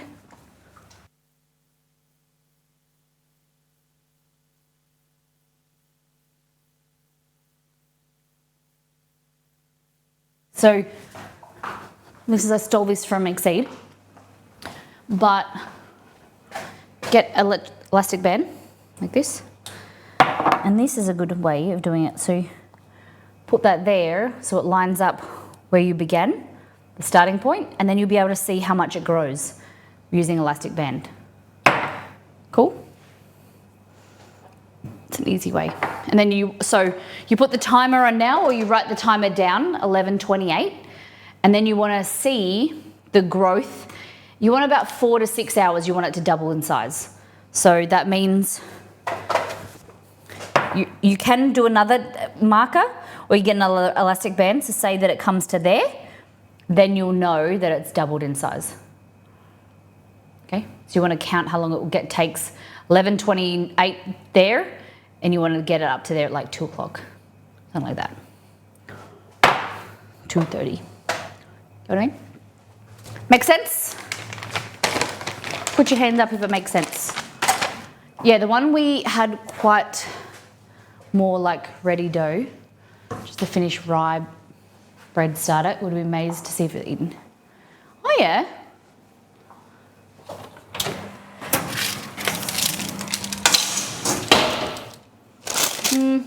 I don't like these cookies very much.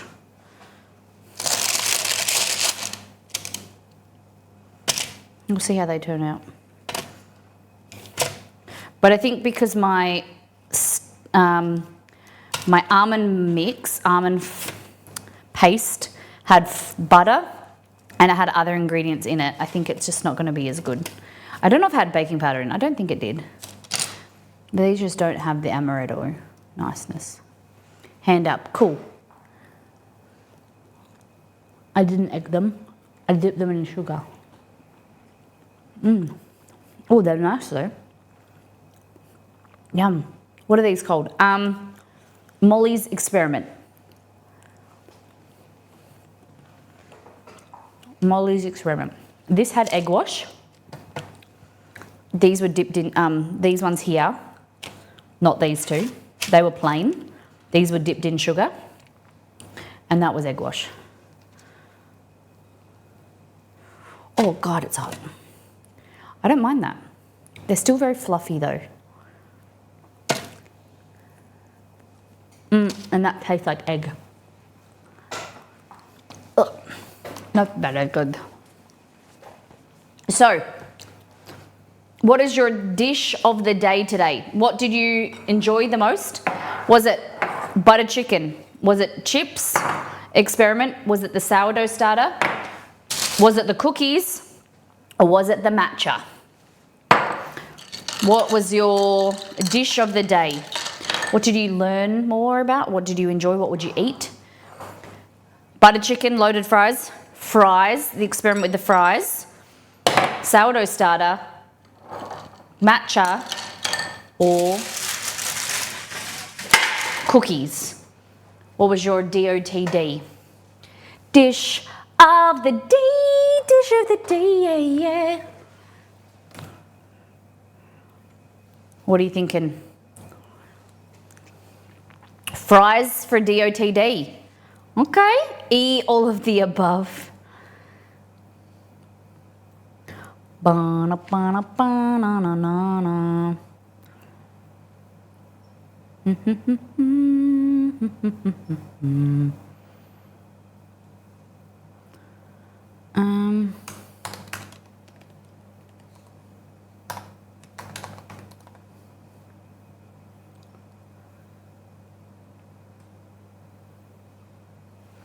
Nice. Love a good matcha and left my good stuff at work. I liked most of them, but the fries, deep fried ones were the best. Nice. Nani Kid, welcome in. Butter chicken, fries, and the matcha. Okay. Okay. I see how you did there. You chose two. The butter chicken fries from Margot. Nice. Fabulous. For me, I think I like the butter chicken fries impressed me. The deep fried fries impressed me the most. Like these are sad. These are really sad. Coming out of the oven, they're really soggy, and soft, but also they're really hard. Like if you touch them, they're really hard, but there's no crunch to them. Yeah, I'd say butter chicken fries for me. Have you ever tried making beer or any other alcoholic beverages? I've tried to make ginger beer and it didn't turn out very good. I have tried to make mead. We've made mead on stream. It would be pretty cool to do again. We bought like a mead making kit. We do cocktails every now and then. I don't, at the moment, I'm kind of not drinking as much. But we make cocktails or mocktails every now and then.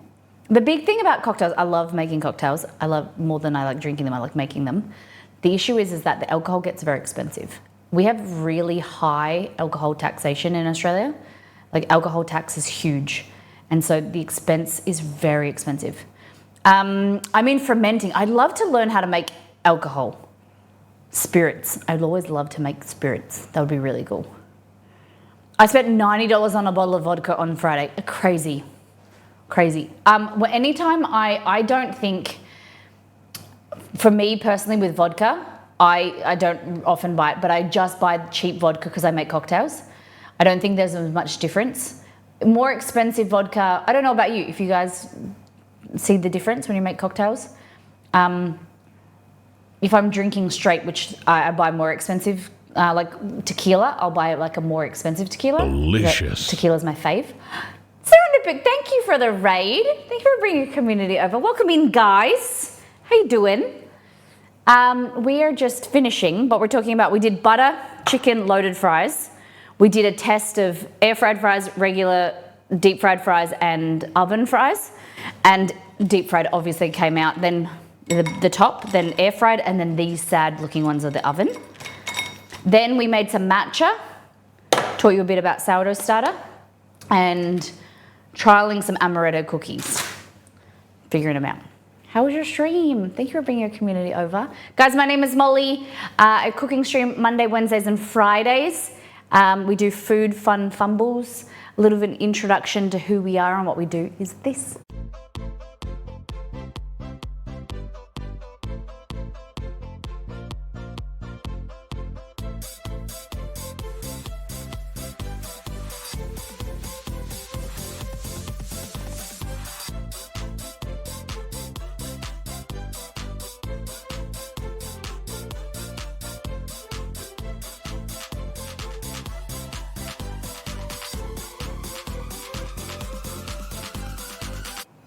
Hello, look good. Very productive on my streams sometimes. Today we were going to make chicken and noodle soup. Is that chicken? No, not chicken noodle soup. Chicken and dumpling soup. It was a redemption from a community member, but I had a big weekend making pizza, and I didn't want to eat very much, and I didn't want to make it. But I thought I'd do something small, and we did loaded chips. And we ended up doing other stuff. It was supposed to be a small, a fun stream. It was a little bit of few little things rather than one big heavy thing. But this week our schedule is chicken and dumplings on Wednesday with Anne's maple syrup pie. This is a Canadian recipe. I'm a bit nervous. I think it's going to be super sweet, but I'm keen to try new things. Brownie meeting, so brownies, we're in the process of opening a brownie bakery. So we've got a brownie meeting on to go through the business stuff, setting up the kitchen on Thursday. Then Friday, every Friday we do a pizza party where we're cooking on our Gosney Arc XL and just outside here, and going to take all your suggestions every week and make different flavors of pies or pizza pies. We're opening a bakery, just a small online bakery. We're registering like a home kitchen, not here, because unfortunately we have dogs. It would be perfect if we could register this kitchen, but we're using a family member's kitchen. We're going to be streaming and making loaded gourmet brownies and to sell Australia-wide. Eventually, one day, we're hoping to get like a commercial space and then one day ship to America. That would be good. The pizza party was really good. Yesterday, we kind of catered for about 20 of our family. My granddad's 85th birthday. We had just my cousins and aunties and uncles, and I made a bunch of pizza for the family. I did all the cooking. Like a few people made their own pizza toppings, and then I just baked them. But it was a lot of fun. So we ate pizza I was just exhausted last night and this morning, so I wanted just a real chill stream, which it's been. But if you want to learn about what's happening behind the scenes for the brownie business, tune in on Tuesdays or Thursdays, which is Monday night or Wednesday night in North American time, extreme time. I'm showing you what's happening with sourcing products, or sourcing ingredients, sourcing packaging, discussing with factories about packaging, and you learn what's happening, goes behind the scenes with a startup business. And a lot of collaboration with the community about what flavors we're going to do, what we should do for our packaging. I really am very grateful. Now, the current process is setting up the website.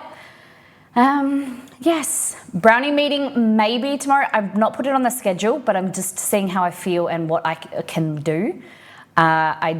It might be, I've got to talk to the health inspector, because she was supposed to be, I told her Thursday, as in next Thursday, but she's scheduled it in for this Thursday, and I don't want to do that. I want some more time.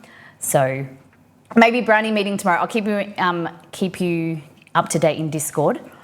But thank you, Serendipix. Thank you for bringing your community over. Guys, if you haven't checked out Serendipix, lovely stream, very interesting content to know what she does behind the scenes with her business, and just the education you get there from a pro. We are going to send you off over to... Oh.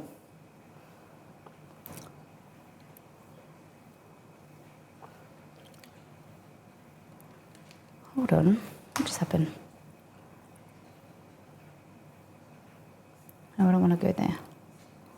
I don't want to go there.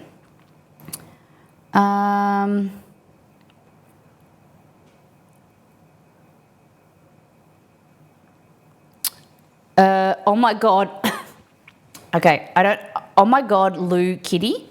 Look, oh my God, look, Kitty. She's in the kitchen. Looks like she's doing like satay skewers. Looks really good. Thank you everyone for hanging out with me today. That was a bit of a chill, quieter stream. Oh, excuse me. Oh my goodness. I got like the cookie nuts in the back of my throat. All right. So next time on Antomina's Chicken and Dumplings. I don't think I've ever made chicken and dumplings like this before. We're going to do it the American style, and then I'll show you probably a variation of how I would do chicken and dumplings. But I think it's going to be tasty. We're following a recipe from... Is her name Drummond? Ree Drummond? That's her name. She's. I've heard of her. It's like the Homemaker Kitchen or something like that. She's like a really big recipe website. We're going to be making her recipe because it was voted. I saw that it was voted very popular, very yummy. So we're going to try that. We're making Anne's maple syrup pie as well. We're going to make some Pioneer Woman. That's it, Pioneer Woman. So the person behind it is called Ree Drummond. So I heard Pioneer Woman has an amazing recipe for this, and chicken and dumplings. So I'm going to try it out. Maple syrup pie, mini ones on Wednesday as well. Okay. Pie is good timing. I heard you're doing pie. I'm very excited. Take care. Brush your hair. Be good to yourself and those around you. We're going to raid. Oh my God, look, Kitty. Really important that you raid and showcase our community. Take care. Brush your hair. Be good to yourself and those around you. Bye.